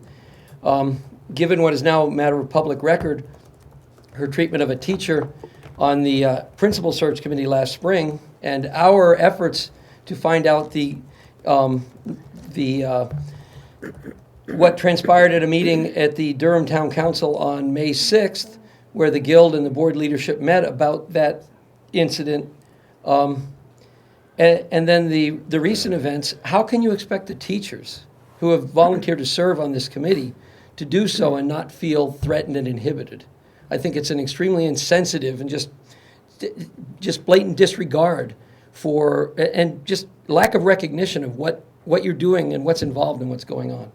To the deliberative session, it's hard to believe that this change wasn't vetted by your roots in the district, and it was a done deal before you arrived tonight. There was precious little discussion. A couple of the tidbits of what I did here: seniors having difficulty coming in the snow. That's why you have a snow date. Ann Lane, families, with sports conflicts or have made plans to be out of town, those are choices. Well, those choices were made when the meeting was scheduled for Tuesday night, the 7th of February. To me, it's a clear, transparent, good job. You're transparent again. Your efforts to be transparent do succeed at times. Move to favor your constituents and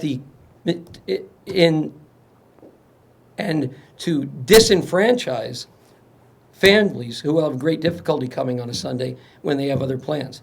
And last comment there is, you've got to change it.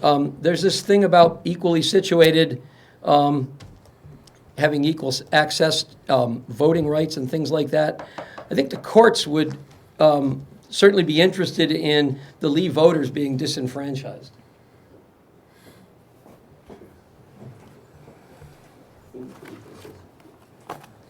Denise Day, Durham. And, once again, these last-minute decisions, it doesn't help you. It doesn't help any of us. Please stop with this. I'm not even going to say whether this is a good idea or a bad idea to move it to Saturday, but I heard the superintendent say real clearly, don't do it now. You've got so much on your plate. Why are you trying to alienate more people? Thank you.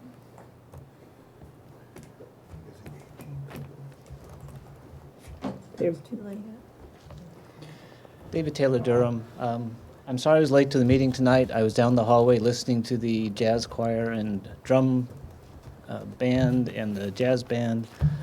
It was beautiful. My daughter sang beautifully. I was a proud father. There's so much beauty that happens. Brenda Warden talked earlier about the beautiful things that are happening at Mast Way. There's so much beautiful stuff that's happening in this district, and there's so much ugly that comes from this board. Please get in sync with what's going on around you. Stop doing stupid things like moving this meeting. I mean, you guys could right now change that and get over this, or you can let it fester and let the Lee selectmen, I mean, you can let the snowball go, you can keep the ugly going, or you can try to get in sync with the beauty in this district. Please do what's right. Okay, moving on. Closing actions.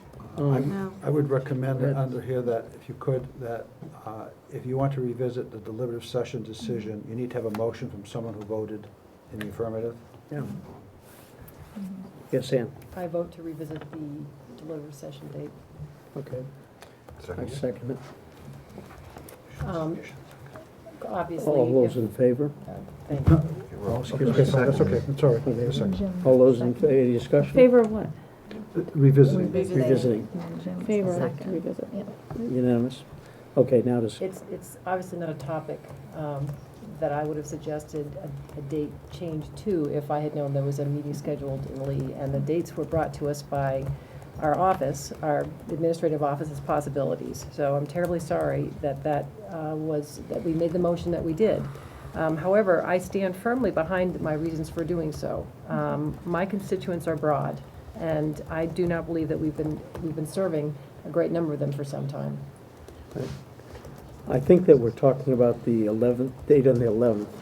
That's when, No, it's the Sue, would you step up, because you gave me the The fourth. recommendation? The fourth. What's it? The door, no. When is the date of the Lee the 4th. Lee is the 4th. It is. I just Fourth. looked It on the is the website. 4th. It is the Okay. 4th. It is the What 4th. about the 11th and the 18th? We can't do the. No, the 11th is your last date. 11th's the but last day. in the So if we event that make you it on have the 11th, inclement then we have weather, no snow you, day. Okay, okay, you know what, is the 11th the absolute last day? yeah. Sorry. I would ask that you be recognized by the chair for comment, please. Yes. Thank you, sorry. Can I make a motion? No. Wait. You want to be recognized? No. No. Go ahead. I'd like to make a motion to move the deliberative session back to Tuesday, The 7th? the 7th of February, until we can understand when all the other towns have their deliberative sessions, and they know that we plan to have our deliberative session on this day. Second. Second by hand, right? Yes. Can we have a snow date of February 11th? Any conflict in that date, for a snow That's date? the leave snow date. Probably is. Well, yeah, I mean, it's, Just move it to. Could I just Yes.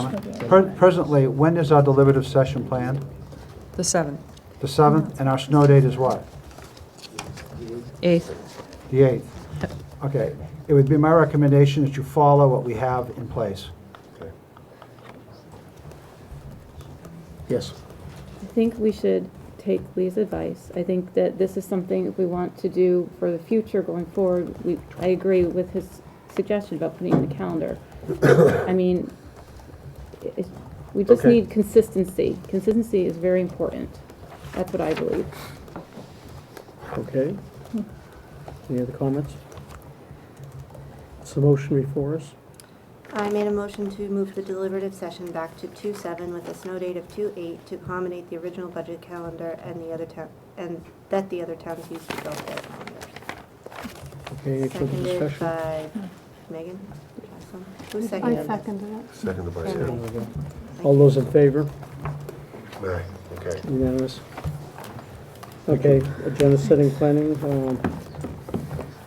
Any particular things that you want on the agenda in the future? That is on the list, go ahead.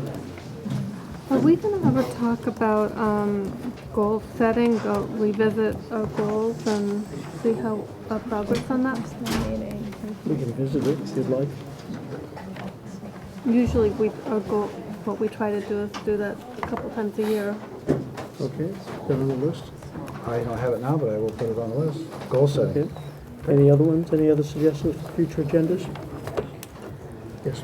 I think it'd be useful to revisit the email system and how emails are forwarded and when it's appropriate and what's non-public and what's not That's fair enough. non-public. Because I just find myself confused and I'm not sure Extremely how to use it unfortunate. properly. Just don't send any emails. Okay, you have that listed? I have it listed. Any other suggestions? Yes. That's a good one. I can't remember. I think I had something about sustainability, but if I think of something in the meantime, I guess it might be appropriate to email. Okay. You Chair, can Vice email. Chair, You can email. early. So, Lee. Okay. Lee, you're going to give us update on the robotics? Where we? Yes. Okay. Okay.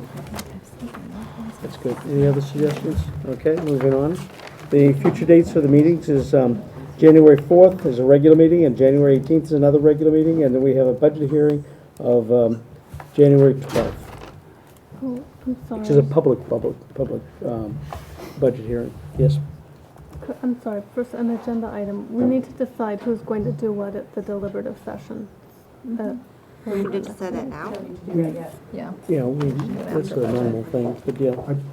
Well, it should If I probably, could, if I could have a clarification, I believe Sue will be, will be planning that after your public hearing with Jim. Yeah. okay. Okay, Okay. I'm just saying put it on our agenda. yes, it is. Yes. I need to ask Quiet this down, question. please. Go ahead. I'm sorry. Excuse me, the meeting is still in progress here. Could you please call Can you call order tell in the those room? people to shut up? Yes. Can you ask a question? I don't know when I should have asked this earlier, but who is going to inform the screening committee that they, let people know, what to do and where to go, and the meeting is Okay. coming up in January. I'm not involved, but I just Leon want is to in make sure. communication with Ken. And Okay, Ken has already scheduled meeting times and dates right. and rooms. But allowing people, like, who just got picked out of the hat, how do they know? Leon's gonna notify Maybe them. Lee can pass the emails addresses on to Ken, because he's I running just the want to meeting make from sure it now on. doesn't fall through the cracks. That's Henry. all. Henry, Micromanage. Yes. Megan, we sent letters out already to people once we received their initial response. We sent them all letters saying that they would learn this evening. Okay. We had this process that was Thank you. happening and that. I forgot about Yeah. that. Sorry. So they've already been, they've got that information. Liam wasn't on his list. Okay, thank you. And Ken's been in communication with you and with me about the screening meetings. Yes. So we're moving along. Okay, anything else? I need a motion. Motion to adjourn. Second. Any discussion? All those in favor? Meeting is adjourned.